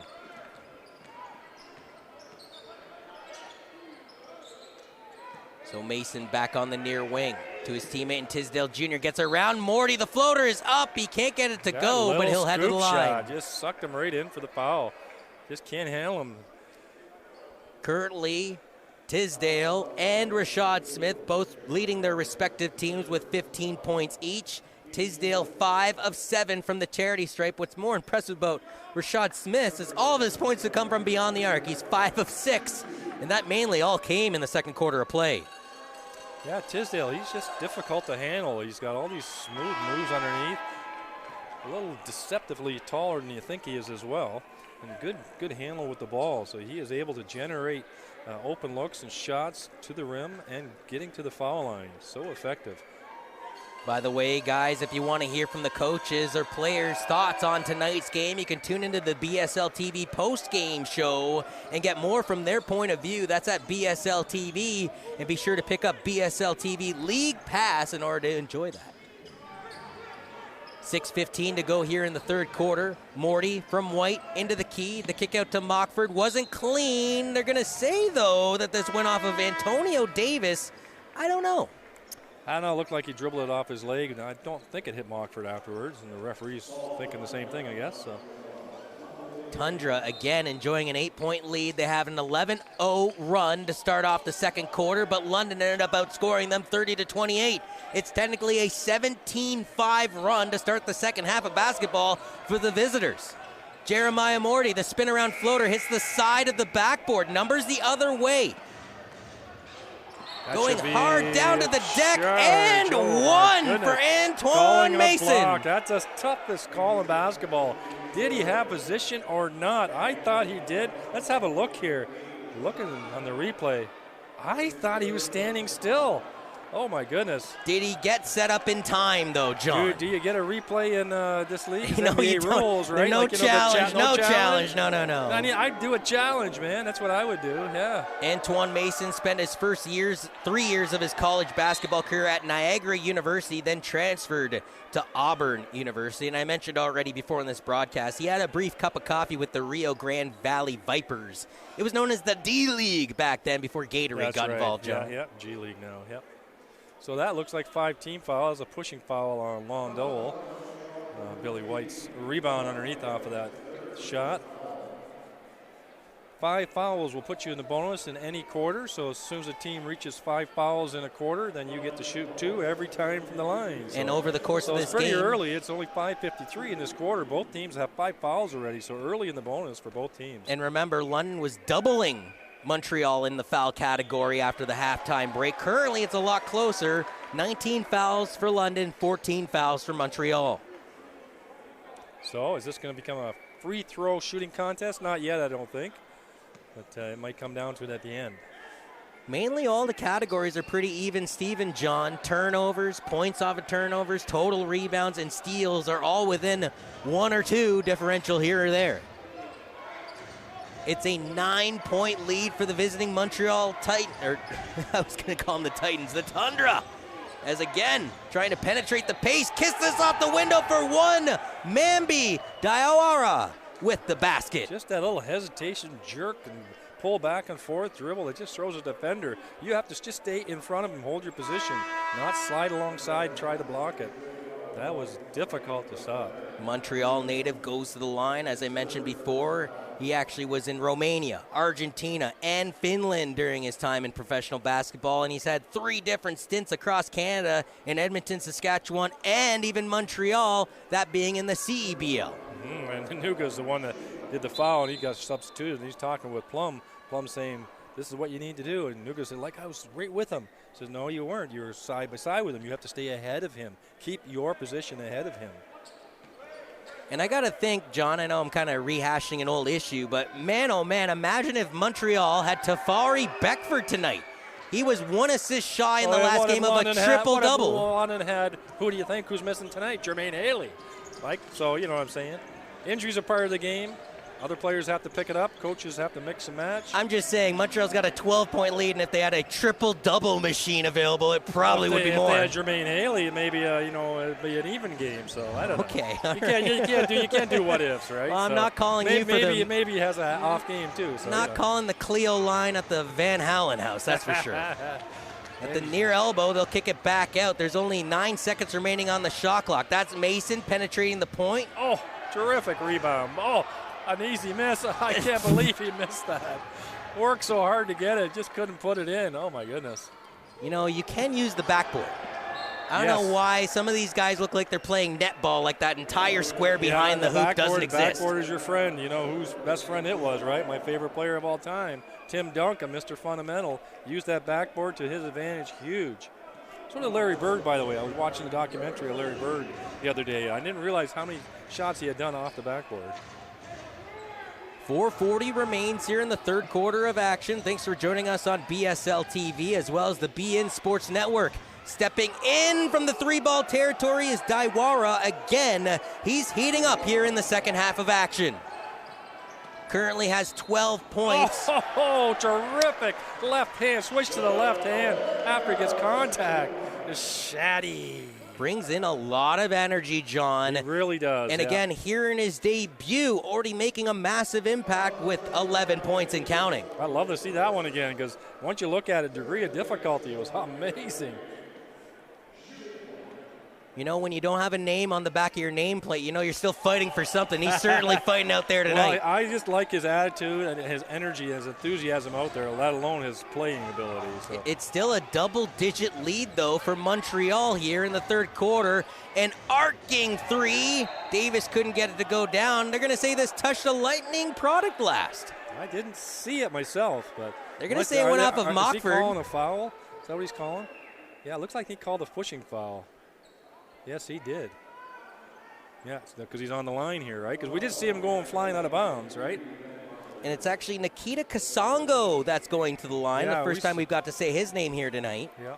He played youth sports with the St. Mary's in the AUS. They're known as the Huskies, John. In fact, he also represented Canada at the University Games back in 2019. Last year, though, he was playing in Portugal in his professional basketball. He started 18 out of 21 games for Alanica Sagalos, where he averaged 34 minutes and 16 points per game. I tell you, I'm going to give you tons of credit again for all that homework. That is amazing that you've dug all that up about every player. But it doesn't matter how good the Portuguese delicacies are. He's got to make those from the line, John. Portuguese, I love Portuguese food, yeah. My sister-in-law is Portuguese. Love her food. Is there a type of food you don't like? Not too many. I'm not trying to make a dig, but man, oh man, everything's delicious. McSwain, not once, but twice. He's stuck with it. He had great interior Padding position. his rebound stats, yeah, John. I think so too, but we know that's not exactly true. But yeah. Well, to that point, McSwain had 3 rebounds and no points before that. He's now got 5 rebounds and 2 points on the board. He hasn't played much since the first quarter since he started. There, look at that again. Millinghouse with the rebound, just fighting for it, pushing the ball again. Oh, beautiful pass. Oh, terrific pass. Just like his play, I tell you. Well, he's a keeper. That's what I say. He's a keeper. Fitting in quite nicely. It was McSwain, the Hinesville, Georgia native, that ended up getting the basket there. He was selected in the second round with pick 27 of the 2018 G League draft by the Westchester Knicks. After going through the G League system, he played in Brazil, Austria, Luxembourg, Czechia, Macedonia, and most recently in Mexico. John, he's no stranger to Canada, too, playing for the Moncton Magic in 2019 and the Edmonton Stingers of the CEBL in 2021. Wow. Amazing. So, John, yes. Tisdale and Mason both leading the charge, and everybody on the court, for that matter, with 16 points each. Their team enjoying a 13-point lead. We haven't seen much of Rashad Smith in this fourth quarter. He had that 5 for 6 outburst in like 4 or 5 minutes. Especially down by double digits. I'm thinking the same thing. I see Shadell Millinghouse with 14 points now. Gordon, small minutes, but 8 points, very effective. And those 8 points all came in the first half of action, John. We haven't actually seen him or Rashad Smith too much in this fourth quarter, soon-to-be fourth quarter of action. But the big 3 that I was thinking about, White, Morty, and Nuga, the 3 starters, who I think would be very reliable for playing minutes and contributions. They're each at 7, 6, and 6 points each, so not very productive tonight so far on that side. Mason and Tisdale, you're right, they are carrying it. Diawara is also in double-digit points for Montreal. They have 3 in that category. And outside of Rashad Smith and Millinghouse, to your point, John, everybody else is in single digits as far as the points are concerned for Doug Plum. Exactly. London has gotten to the line a lot more in this latter half of the game, John. Remember, they only went to the line 4 times in the opening half. They've now gone 16 times, still shooting below 50%. They've technically left 7 points off the table in a game they trail by 9. Yeah, you're right. Montreal is shooting very well, almost 67% from the floor. That's incredible. Goodness, that's great shooting. That's the free throw shooting. Oh, I'm sorry. Yes, I'm like, how's that possible? But they're still shooting 50% from the field. Yeah, I'm hearing you there. I'm looking, wow, that's awesome. 50% from the field, 50% from downtown. Well, I mean, I said this probably at the halftime break. If you're shooting 50%, I mean, you got a 50% chance of winning the game, no? More, I think. So Millinghouse, it's a battle of the ones. He wins this one defensively, although they're going to say it's maintaining Montreal ball. Okay, well, this is interesting developments. Montreal seems to have steadied their defense. They're really seeming to get whatever shot they want, mostly driving to the hoop for the most part in this quarter. You have 15-plus minutes of basketball. That's if regulation solves everything. As there's an and one underneath the basket.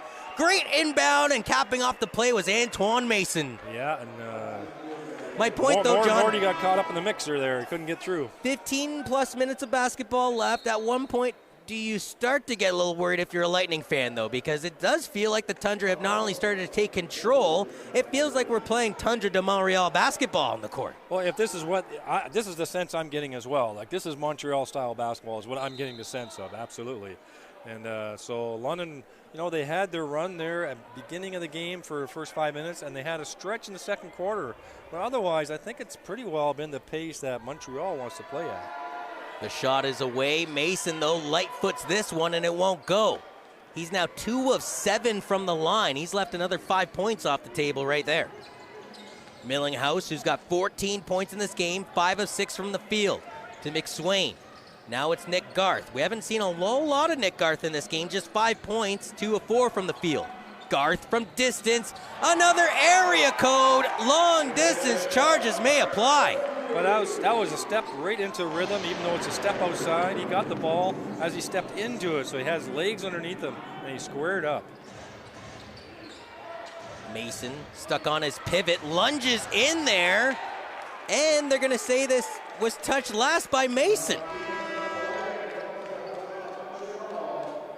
I agree with the Montreal coach that time, talking with I believe that's Rich Stellick on the far sideline there, just saying, hey, wait a minute, did you sure that went off of Mason last? And well, interesting here. We got the big guy coming in, right? And who went off? Morty, their point guard. Look who's handling the ball, the new guy, Shadell Millinghouse.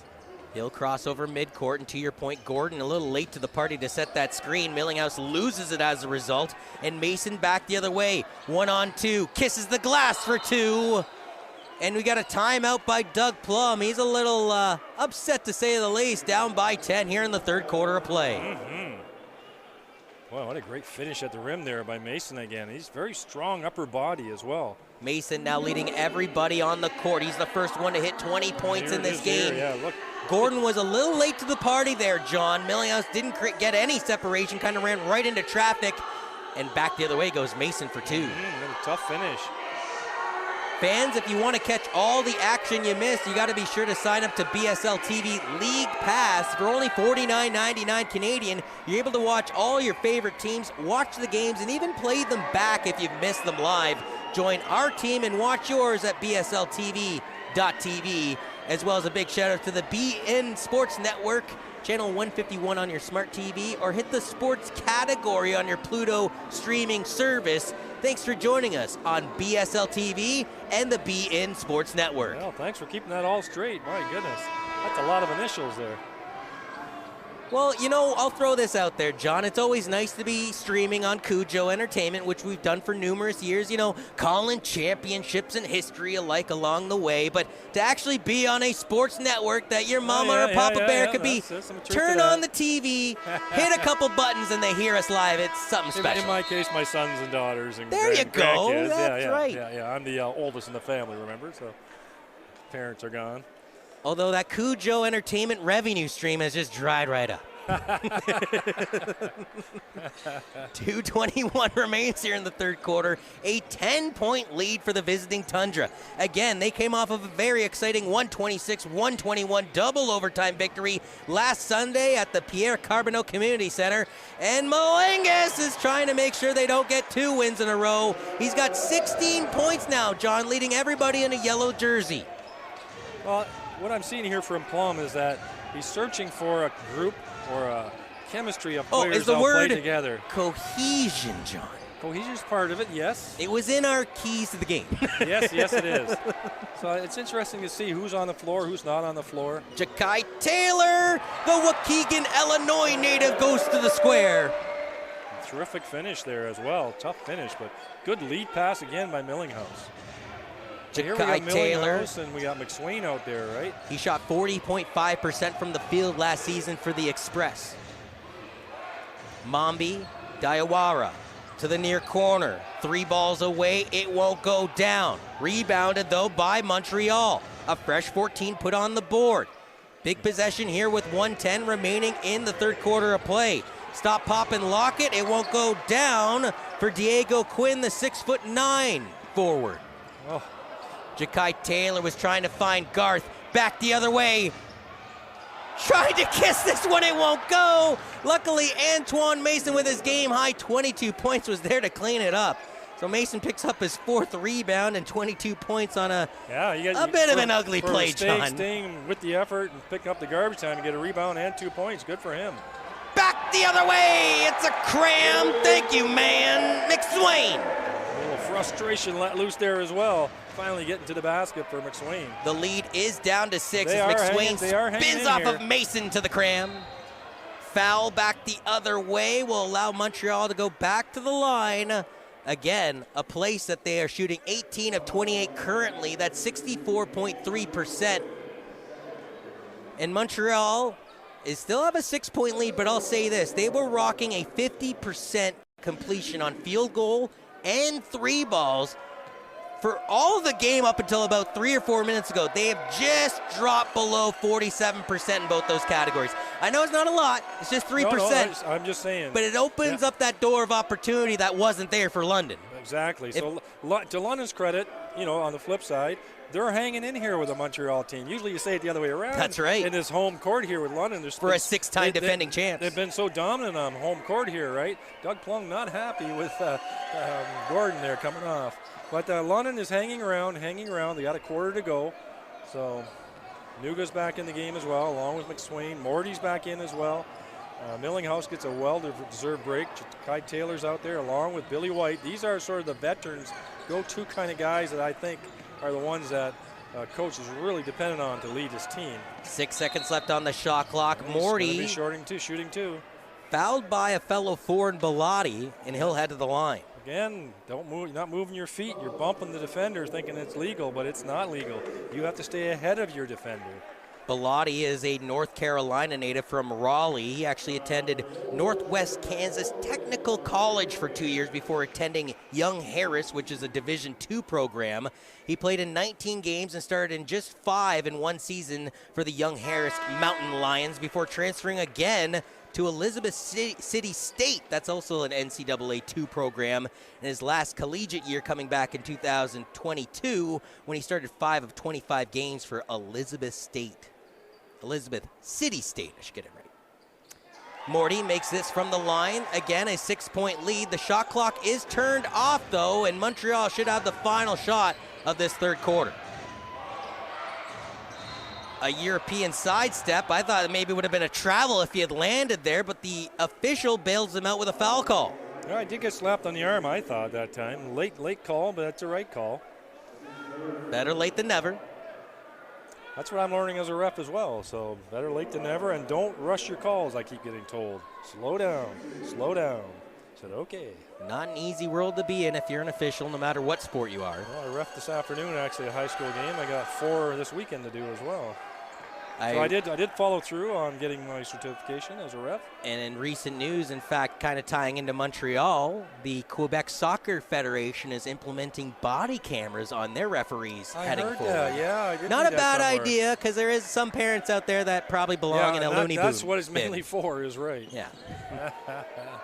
5 seconds left here. Has Nuga got enough speed to get a shot delivered? Morty, as the buzzer's expiring. Oh, my. Will that be a spark for London? He needed that badly, Morty. He has not been able to contribute offensively very much. He needed that one. Jeremiah Morty was 2 of 8 from the field, 2 of 5 from downtown, but this, as the buzzer was expiring, is good.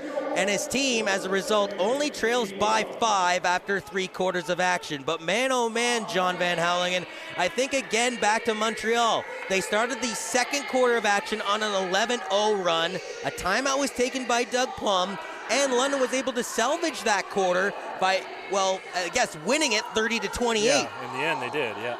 This quarter, Montreal shot out to a 17-5 run, and this time they did not relinquish it, outscoring London 35-26 over that last 12 minutes of play, and heading into the final frame, potentially final frame, knowing Montreal's recent history, they got a 5-point lead with 12 to go. We got a game. That's what we were hoping for, right? And again, thanks for joining us on BSL TV as well as the BN Sports Network. Fans, a quick reminder to you that you can join League Pass for only $49.99 Canadian. It gives you access to all the live games, the post-game shows. And what I like, John, is that if you've missed the game live, it gives you the ability to go back and watch the game. So follow your team, join ours at bsltv.tv. As again, we're taking a look at some of the action from the third quarter, and man, oh man, the spark plug and Shadi Malingas. You're talking about a guy that's leading the team currently with 16 points, but it's that energy he brings off, whether he's on the defensive side, the offensive side, or even on the bench, John. The New York native knows how to get his teammates into the game. No, this is his first game, right? We just just got signed, right? That's right. To replace Marcus Audi. Marcus Audi, that's right. And had played against London as an Albany Petru. They had seen him, yes. So that's a great pickup there. I'm very, very impressed with this game tonight. So again, thanks for joining us on Cujo Entertainment here on your Thursday evening in BSL action. It is the first ever engagement between the London Lightning and the Toundra Montréal. You gotta think back to almost ancient history at this point, John, but back when the National Basketball League of Canada existed, there was a Montreal franchise known as the Jazz. I actually like that name a lot because jazz is a big genre of music in the city of Montreal. And, well, unfortunately for them, they started off in 2012 as an expansion franchise. They lost ownership in the franchise in 2014. So the great city of Montreal didn't truly get to enjoy much basketball until 2021. That's when the CEBL came into town and the Montreal Alliance started. And as I mentioned last year, the Montreal Toundra came into the fold. They started in the Basketball League. They were known as the first ever Canadian franchise in the Basketball League. They got 10 victories out of 25 regular season games, finishing with a 10-15 record, but now find themselves in the BSL. And man, oh man, they're in game number 3. John, they got a chance at winning their second game in their franchise's history in the BSL and their first one here on the road. Yeah, I hope the fans come out and support them because Quebec has lots of young players, even some stars playing in the NBA as well, right? So Montreal has been a bit of a hotbed for basketball talent, just not a lot of franchises there. Montreal goes to Windsor, London goes to Sudbury. That's for tomorrow night. But then these two teams see each other back again on Sunday as Mike Nuga hits the 3 in front of his bench. And that will all take place Sunday afternoon at the Pierre Carbonneau Community Center in Montreal. So I know you don't like to say it's too much travel, but Sudbury to Montreal, it's going to be a bit of a bus leg situation. Yeah, come on, what else you got to do? You can stay in a bus, you play some basketball. I think you get paid for it. Doug Plum needs you on the bus. Mike Nuga, finger roll. That's his speed paying off that time. That's what we know Nuga brings to the game. 86 after the Toronto, Ontario native coasts in with the finger roll. Although, a foul now called on McSwain. They're going to say he was tugging on Mason. Millinghouse getting a lot of playing time today. That's Nick Garth going back out. Millinghouse is 16 points, leading everybody in a yellow uniform right now. Antoine Mason, though, leading everybody on the court for the Toundra with 22. That's Tisdale Jr. Rim rejection. Got it back, and Tisdale now has 6 rebounds and 18 points in this game. One word I'm just coming to mind for him, he's sort of relentless under there, isn't he? He's just not backing up, not backing down, going after his missed shot. I'm noticing sort of a matching of the energy between him and Scheidel, back and forth. I think there's some truth to that, yeah. Same kind of bringing it to the table. Yeah, not just trying to encourage themselves, but their teammates around them, which is something a coach would love in spades. Shot clock violation. The shot wouldn't have counted even if it made it through the cylinder.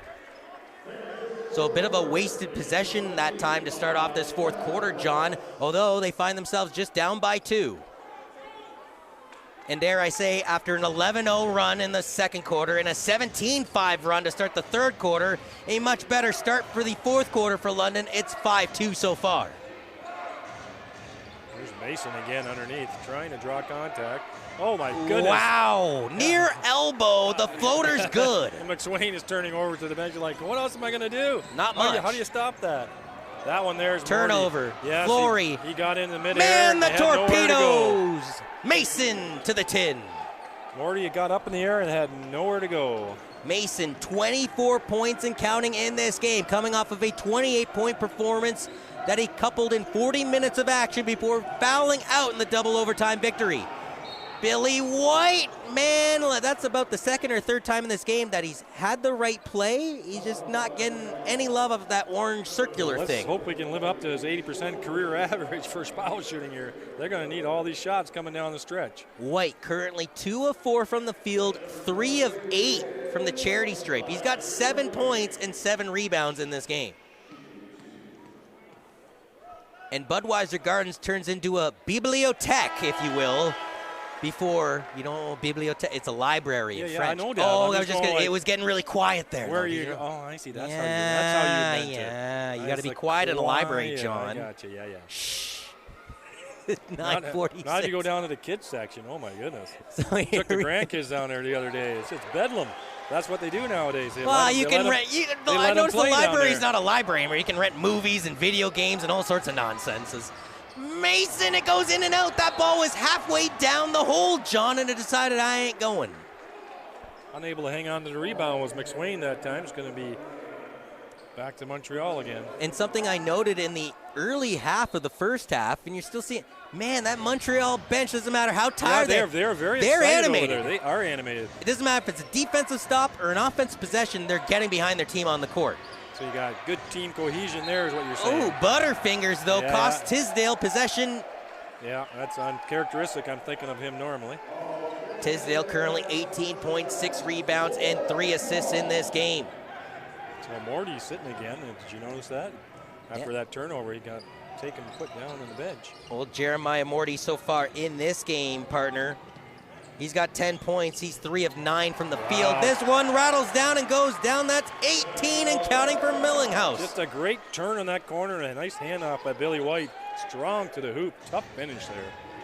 9 minutes remains. It's 92-90. John, you talked about in the opening half, but when London's defense holds their opponent to under 100 points, it puts them in a good position to win. Well, it looks like both teams are going to get past the 100 mark as Flory steps into a 3. Wow, we haven't heard from him for a while, but that was a key shot. The former Syracuse Stallion now with the Montreal Tundra.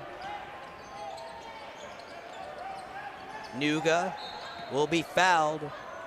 And in fact, going back to Flory, John, he played his freshman year at Seton Hall. That's a Division I program. Then played his sophomore year at Albany, which is also a Division I program, but finished his collegiate ball at Wisconsin-Stevens Point. It's a Division III program, and the Wisconsin-Stevens Points are known as the Pointers. And in 2021, he was a Wisconsin Intercollegiate Athlete Conference team member before being drafted by the Oklahoma City Blue in the G League in 2022. Wow. 95-93, a bit of a barn burner, if you will, on your Thursday night from the Bud. Power step. I think McSwain just got a piece of that Tisdale layup attempt, and back the other way comes Billy White. Bit of a high step. Ella Deion Sanders got his own rebound back and puts it in the tin. Oh, looks like London's sort of matching basket for basket here. I just sense a little bit of momentum change here for London. Billy White, 7 rebounds in this game, 3 assists and 9 points and counting. Mason from distance, it won't go! The putback jam, they're gonna say won't count, and that's just a darn shame if you ask me. Brendan Bellotti came from the skies, the heavens if you will, and threw back the rebound, but unfortunately... That was impressive, but it's not gonna count. Not gonna count.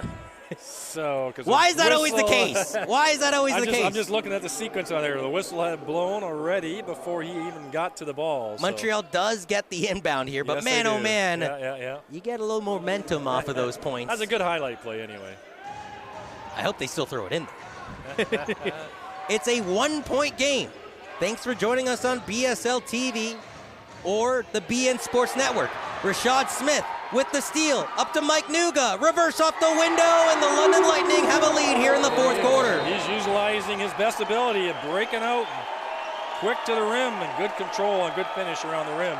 Nice deflection that time by London's defense. Coach Igor Wajima calls a timeout for the Montreal Tundra. Wajima, originally from Kinshasa, Congo, immigrated to Quebec and resides in Gatineau. He actually established basketball programs called College de Alma in Alma, Quebec, before moving to CEP de Tedford in Tedford Mines, Quebec. The program helped develop future NBA star and Toronto Raptor Chris Boucher, among other high-level professionals and university athletes. In fact, in 2020, filmmaker Alex Levesque and Sebastian Ree premiered a documentary on Wajima and the Tedford Academy entitled L'Académie. In 2022, Wajima actually returned to basketball after battling with cancer off the court. And in 2022, he was introduced as the first ever head coach in Montreal Tundra basketball history, leading the Tundra in a new basketball league at that time known as the Basketball League, John, with their first game played on March 2023. Wow. You have done your homework, sir. And in fact, going off of one little thing off of that, Montreal's first ever game came back on March 4th, 2023. That was at the Centre Pierre Carbonneau Community Center. The Toundra actually faced off against the Virginia Valley Vipers in what was known as a sold-out crowd. And man, oh man, they've just continued to roll since then. And I mentioned it earlier. Adam Silver, the commissioner of the NBA, was asked recently, okay, what are the markets you would like to expand to? Every single major sports network wants to go to Las Vegas. Football's already done it. Basketball wants in there. Baseball's moving Oakland to Las Vegas. It's just going to happen. Yep. But the two markets that he mentioned outside of the United States was Mexico City. They currently have a G League team trying to sort of feel out what it would be like down there. In fact, they've had exhibition and regular season games played in Mexico City. And Montreal was the other. It's not Vancouver anymore, eh? They might have blown their shot. Well, that's not to say I wouldn't mind seeing another West Coast team. I think the issue, though, is they need more East Coast teams to balance the conferences. So even if you added Vegas, the natural course would be to add Montreal so there's not that imbalance. At least from the NBA podcast. Long story short, what I'm saying is the Montreal Toundra, in theory, could be growing the grassroots to what could be eventually an NBA franchise in Montreal. See if the interest, gauge it by that, right? And talk about a city that needs it, in the sense that they got robbed of the Expos in the 90s, and all they've had is Canadians hockey since then. A rare miss from Rashad Smith, I should say. Well, that was a shot clock rush shot. He had no choice. He was 5 of 6 from beyond the arc before that rush shot, John. Yeah, he got caught in the countdown. Had to put it up no matter what. It kills your stats, but had to be done. 6:40 remains in this fourth quarter. Mason kisses the glass for 2. That gives him 30 points, I think. My goodness. Somewhat shocked there was no whistle on that play either, John. I thought he was roughed up on that play. Sometimes he's creating the contact, so I think that's a good call that they don't do it. A little give and go between McSwain and Smith. McSwain to the hoop. Okay, nobody in the bonus yet. Both only 2 team fouls, so a little bit of roughness going on there between McSwain and McSwain has 8 points in this game to couple with his 6 rebounds. Getting blown down to the hard court was Billy White. Yeah, illegal screen set. Jeremiah Morty ready to check back into this game. Millinghouse will check out for Uncle Jerry. Check that. He thought he was checking out. Millinghouse going to stay on. McSwain checks off, and Morty comes in. Another ball handler brought in for London.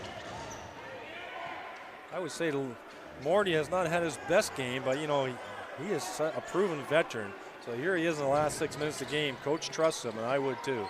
Down to the baseline, leaves it there for Nuga, and 1 for Mike Nuga. It was Jeremiah Morty's birthday earlier this week. Maybe he celebrated a little too hard. Well, you see look who's on the floor, right? It says Nuga, Morty, and White.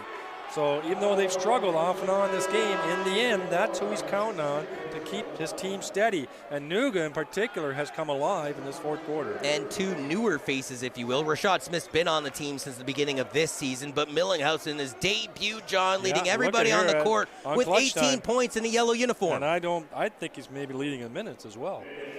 7 of 8 from the field, 6 rebounds and an assist. Mike Nuga gets this one to go. He's now 2 of 3 from the line and has 18 points. Yeah, that happened mostly in the fourth quarter.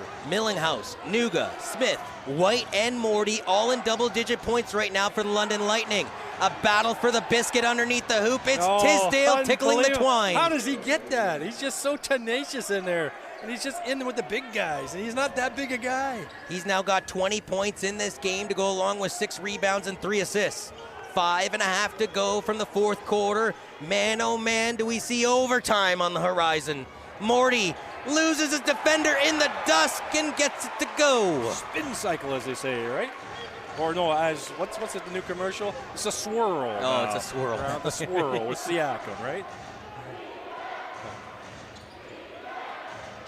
Mambi Dawara stuck in the key, spins around, floater just grazes the rim and won't go in. Morty wanting his team to push the pace, finds Billy White on the near side. White near wing, debated taking the 3, elects to give it back to Morty. Morty to Rashad Smith, he's open, bang! Oh wow, he gets his feet underneath him. That's tough. Smith now 6 of 8 from beyond the arc. Smith Nuga, and Millinghouse all have 18 points in this game for the London Lightning. Tisdale looked like he had created the separation for himself, but gave it to Diego Quinn, who was blocked in the process. Now Millinghouse. A cheeky schoolyard play, but the referee caught it. Yeah, he led the charge, he did, and then created the separation. And then he playing like a, what do you call it, the lead fullback, you know? Yeah, that's right. Yeah, he was the fullback on that play for the running back. That was a terrific play by Billy White down here on the block. He looks like he's hampered a little bit. It was down, bent down over. My coach is keeping him in. He's limping a little. He didn't run up the floor in that one. Yeah, that was Millinghouse clearing it out. That's the... London almost doubling the Montreal Tundra in this fourth quarter, John. 25-13 currently in the fourth and potentially final quarter of play. Tisdale trying to change that, can't get it to go. Diego Quinn out-muscled by the smaller Mike Nuga, and they're calling for a jump ball. No, I got his hand up for a foul, the referee. Had his fist closed, so he's calling a held ball. That's what he's calling, yep. Both Antoine Mason and his head coach in Rajima both can't believe it. They were giving me the indication that it was a jump ball. No, he called it on the far side. He had a good look at it. So as a result of limiting the Tundra to just 13 points in this fourth quarter and pouring up 25 in the process, London, who is trailing, now has a 7-point lead, and it's coming into clutch time right now on your Thursday night. Rashad Smith through midcourt, 18 points along with Mike Nuga. Billy White to Millinghouse. Back to White. White looking to his left side to Jeremiah Morty, guarded by Antoine Mason. Mason separated by Billy White. Near elbow, Morty's floater hits nylon. London continuing to pull away here in the fourth and most important quarter. Yeah, they're executing their half-court offense. Billy White in particular is the fulcrum for all that. All the plays are going through Billy White. Doesn't mean he's scoring, but everything's going through him. Diawara kicks it out. A foul is being 3-second call, I believe. In the key? Yeah. So Manby got caught in the key, and as a result. Wait, no. I was thinking not 3 second. It looks like it's defensive. Yeah. So Billy White got called for defensive cheating that time. Remember, this is the NBA, right? So underneath the foul line, you got to either be with your man in defensive guarding position, or you got to be actively double teaming somewhere. You can't be a floater. So you can leave your man, but then you have to go somewhere where the ball is. You can't be stagnant in the key waiting for the play to come to you. You can't be a floater. You have to be within defensive position of the player you're guarding, or you're actively going to double team where the ball is. And that's below the foul line. So above the foul line, you don't have to follow them. Montreal makes their shot, and they'll inbound. And they get the ball back as well. You get possessions back, yeah. So this is the new wrinkle, right? Like people follow NBA under a sort of, oh, yeah, well, that's right. That's new for this league here. And a lot of these players will, they haven't played NBA rules, really. They've traveled all over the world. It's all FIBA, right? That's it's all right. International. And up till last year with the NBL, it's all international rules. So it's a bit of an adjustment here as well. And like I said earlier in the night, I thought Billy White was floating before down here in the first half, and it wasn't called. White grabs the rebound, tries to speed it up the court to Morty, who saves it from going out of bounds. Smith, and one! Went over to his left hand, took the contact and put it in with his left hand. That's a clutch basket with 3 minutes to go, 10-point lead. White to Morty at midcourt. Morty sprung it up to Rashad Smith. Here you're seeing it again right there, saving it from out of bounds, and Smith with the power stroke off the window. Rashad Smith currently 20 points in this game, 7 of 10 from the field. I already mentioned it earlier in this game. He went to Prima for 2 years before transferring to Grand Canyon. They're known as the Antelopes before finishing up his collegiate days with the Vandals of Idaho. Well, I don't know what's going on here at the moment. There is I think some kind of a technical foul must have been called because Montreal's now shooting a free throw. I'm trying to figure out who it was against or what it is about. And I can't quite fathom. It was the referee standing by the scorer's bench that called the technical, and he was near the London bench. But I don't know if there's what it's all about. Well, Diawara made that technical free throw and now allows Smith, who we thought was going to shoot originally, now he's going to take his turn. Yeah. I think I might have been on Billy White because he's shrugging his shoulders and shaking his head down here, so maybe it was something that he said. During his 2 years at Idaho, Rashad Smith was a 73.3% free throw shooter for the Vandals. His team now has a 10-point lead as he's poured in a team-high 21 points. fouled on his way towards the basket was Dewara. We've called his name quite a bit here in this fourth quarter, being relied upon by Coach Regima and his team to crawl back into this game late in the fourth. So I'm just looking at team fouls here. That's only the third team foul on London. Toundra have 5, so anytime London gets fouled, they will be going to the foul line. The next foul between either of these teams will be the 50th of the contest on your Thursday night. Tisdale, and there it is, the foul, number 50, 29 of which go to the yellow team. Now, Smith was there, you know, in position. The big swipe is why it was a foul. Like, the man's out of position. He's going to do an awkward shot. Like, why are you swinging like a volleyball spike? Just tip the ball. You wouldn't get called for a foul. As we head into a timeout, a 10-point lead for the London Lightning in this first ever BSL matchup between the Toundra de Montréal and the London Lightning. Again, a quick reminder that if you missed any of the action, you can sign up to BSL TV League Pass. So for just $49.99 Canadian, you'll be able to watch your favorite teams, the games, post-game interviews, and even play them back if you've missed them live. Join our team and watch yours at BSLTV.TV. And again, a quick reminder that we are live on the BN Sports Network, a world-class sports network delivering viewers action-packed sports content and entertainment since 2012. It's channel 151 on your smart TV, or hit the sports category on your Pluto streaming service. So a 10-point lead for the London Lightning. I'm looking again, you know, at my critical one, turnover to assist. So 13 turnovers for London. Okay, but their assist number really in this quarter has skyrocketed up to 23. And you look at Montreal, 11 turnovers, pretty good, but they're not sharing the ball and moving the ball as much, and they're down to 14 assists. So this last quarter, they really are struggling with their offense, and London really has found their offense by pushing it and sharing it and getting those assists. To me, it's 50, 50, 50, and I'm not talking about 50 Cent or Labatt 50. I'm talking about the 50% shooting that the Montreal Toundra had exhibited over 3 quarters of action, both from the field and from beyond the arc. But as I look to the stats now, 45.3% from the field, 41.7% from 3-ball range. Well, flip the fence. London's now shooting over 57% from the field and 50% from beyond the arc. They've made 16 of 32. I said this numerous times during this broadcast about Montreal. Well, it's the same thing for London. If you're shooting over 50%, you got a darn tootin' good chance to win. You're doing terrific, yeah. And to me, a lot of that's credited to that assist total, 23 assists. And I think probably about 5 or 6 of them in this quarter alone. That leads to a lot of good looks and open runouts as well. And they really haven't needed the big and Andrew Gordon. He sort of disrupted the Toundra offense in that opening half.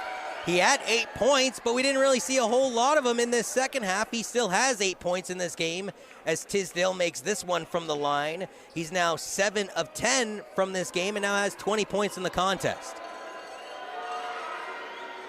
Ice water in the veins as he makes both from the line with 3:06 remaining in this game. His team trails by 8.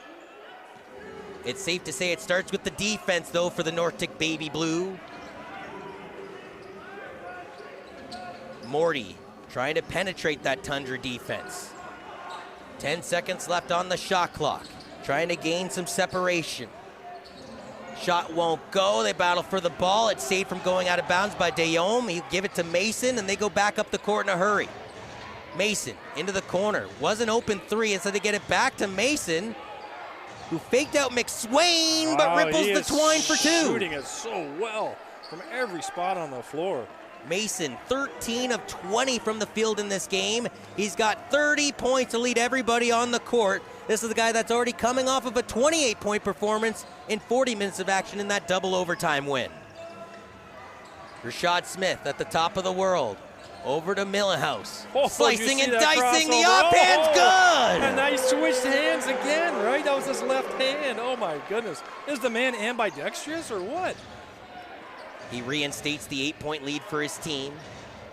Montreal with under 2 to go here in the fourth quarter. Not really expecting this lethargic pace that we're seeing from their offense right now. London defense is tightening up.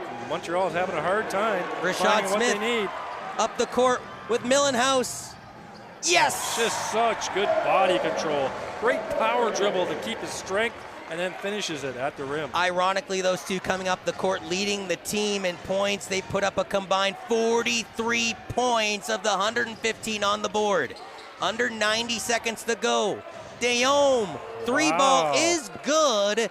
Just his first attempted shot in this game that wasn't from the charity stripe, and now he has 5 points.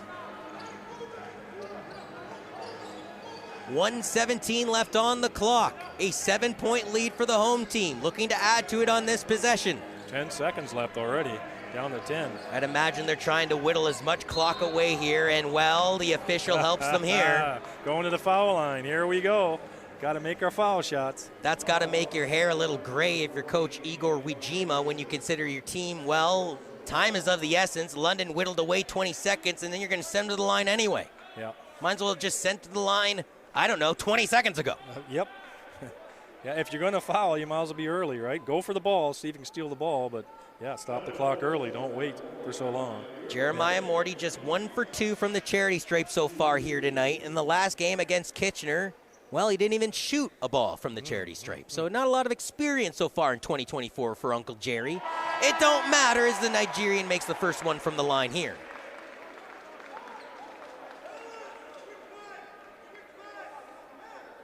Morty, as I mentioned before, for the London Lightning, actually had 2 seasons with the St. John Riptide all the way back in 2017, then won a 2020 championship in the NBLC with the Moncton Magic.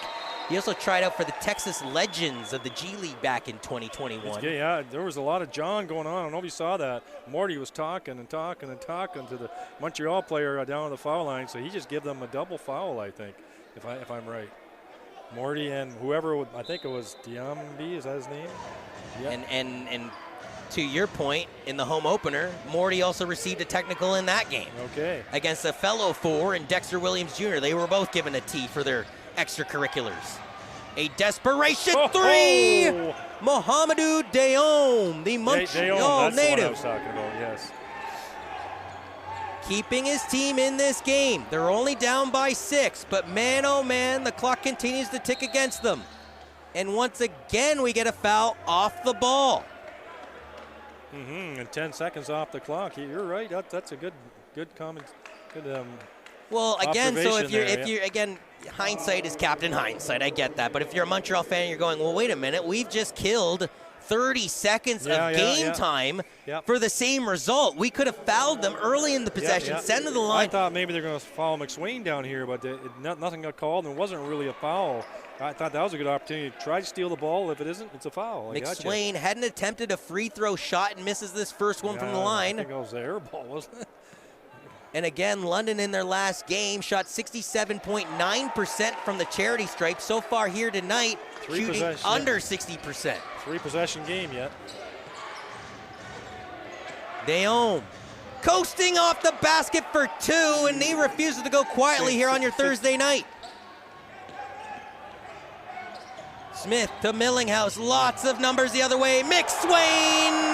That might be the nail in the coffin. Yeah, they were trying to foul that time, but that time that was Morty with his smarts, just evading all those defenders and getting the ball up the court. Increases the lead to 7. You got to give credit where credit is due, though, John. Montreal, again, had an 11-0 run in the second quarter. They had that quarter sort of slip away from them, though, as London outscored them eventually after that 12-minute section, 30-28. They then went on a 17-5 run to start this second half in the third quarter and managed over that 12-minute sprint to outscore London by 9, 35-26. But this quarter has been all London. They're 1 point shy of putting up 40 in this quarter alone. Wow. And I would say a lot of that is not necessarily outside three-point shooting. It was just good passing, a lot of open shots, good drives to the basket. Almost every basket had an assist on it. But to your point, John, they've made 16 of 33 three balls here tonight. Yeah, that's 48.5%. Yeah, they've shot the ball well.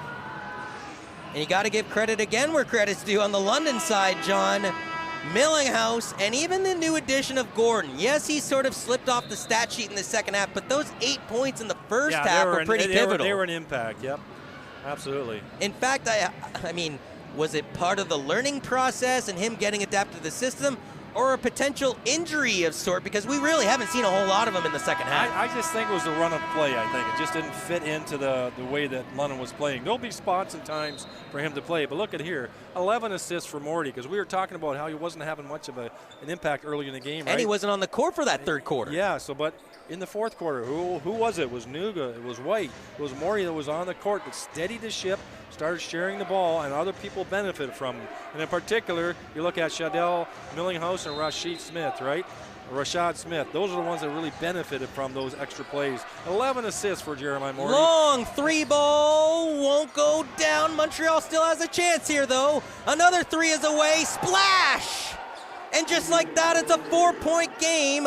Mohamedou Diome, I think he's had about 2 or 3 big three balls in this dying minutes of the fourth quarter. As Shane Millinghouse is fouled, being double teamed in that far corner. He'll go to the line with his team up by 4.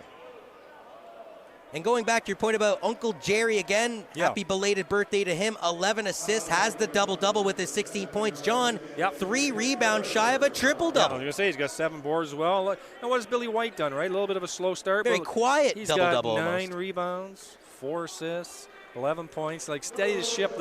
And we could see in the fourth quarter that the ball was going through him quite often. He was sort of the focus, the fulcrum of their offense, right? And not necessarily him scoring, but he's waiting for people to cut. He's making the pass. He's making the screen, right? And that sets up the open shots and the good looks for his teammates. Shadell Millinghouse made his first from the line, makes his second from the line. He's 4 of 5 from the charity stripe. And those might be the final nails in the coffin on your Thursday night. Millinghouse is 23 points and counting, leading the London Lightning. And you got to feel for Antoine Mason. Again, coming off of a 28-point performance where he fouled out, but his team won in double overtime. Tonight, well, he hasn't fouled out. In fact, he only had 3 fouls. He's got 30 points, but he finds himself on the losing equation in this final minute of play. Well, both teams are trying to find their identity as a team as well, right? Depending on their mix of players and how the run of play goes, and who can play in clutch time, who can step it up on defense. And so that's sort of starting to take shape here. And we sort of knew that about Morty and White, that they would probably be the key, and along with Nuga, right? The keys for London. But some other players have stepped up for London, and you look over at the Montreal side, you know, Mason's, everything that he's been advertised was averaging 22 points a game, coming off the bench no less, the first 2 games. Even this game he wasn't a starter, right? But he was their main man tonight. Fans, if you want to hear from the coaches like Doug Plum and Igor Rijima, or the players' thoughts, maybe they get a Millinghouse or a Mason to talk post-game, John, you can tune in to the BSL TV post-game show, get more from their point of view and more. Go to BSLTV.tv. And thanks for joining us on BSL TV on your Thursday night, the official broadcaster of the Basketball Super League, and joining us as well on the BN Sports Network. They've been providing viewers action-packed sports content and entertainment, John, since 2012. Now you're going to go home and find that on your TV, aren't you? I don't need to. I don't want to hear you twice. Oh, man. Could have said yourself, but all right, we'll go. 15.3, desperation 3. They're going to say he stepped out of bounds. Oh, no. And Diome was slowly starting to pull a Rashad Smith there, too, where every time he got the ball in 3-ball territory, you thought 3 points were going on the board. Yeah. His team could have used it there, too, because a corner 3 would have resulted in just a 3-point game. Now Morty on the inbound. They're not fouling him, John? Are they just conceding this game? Morty almost gave it away at midcourt. He's down on it. He does give it away with only 4 seconds left. Montreal with a desperation 3. It won't matter. The buzzer goes. Lightning win. Lightning win. And the first ever matchup between Montreal and London in the BSL. The Lightning pull away with a 6-point victory.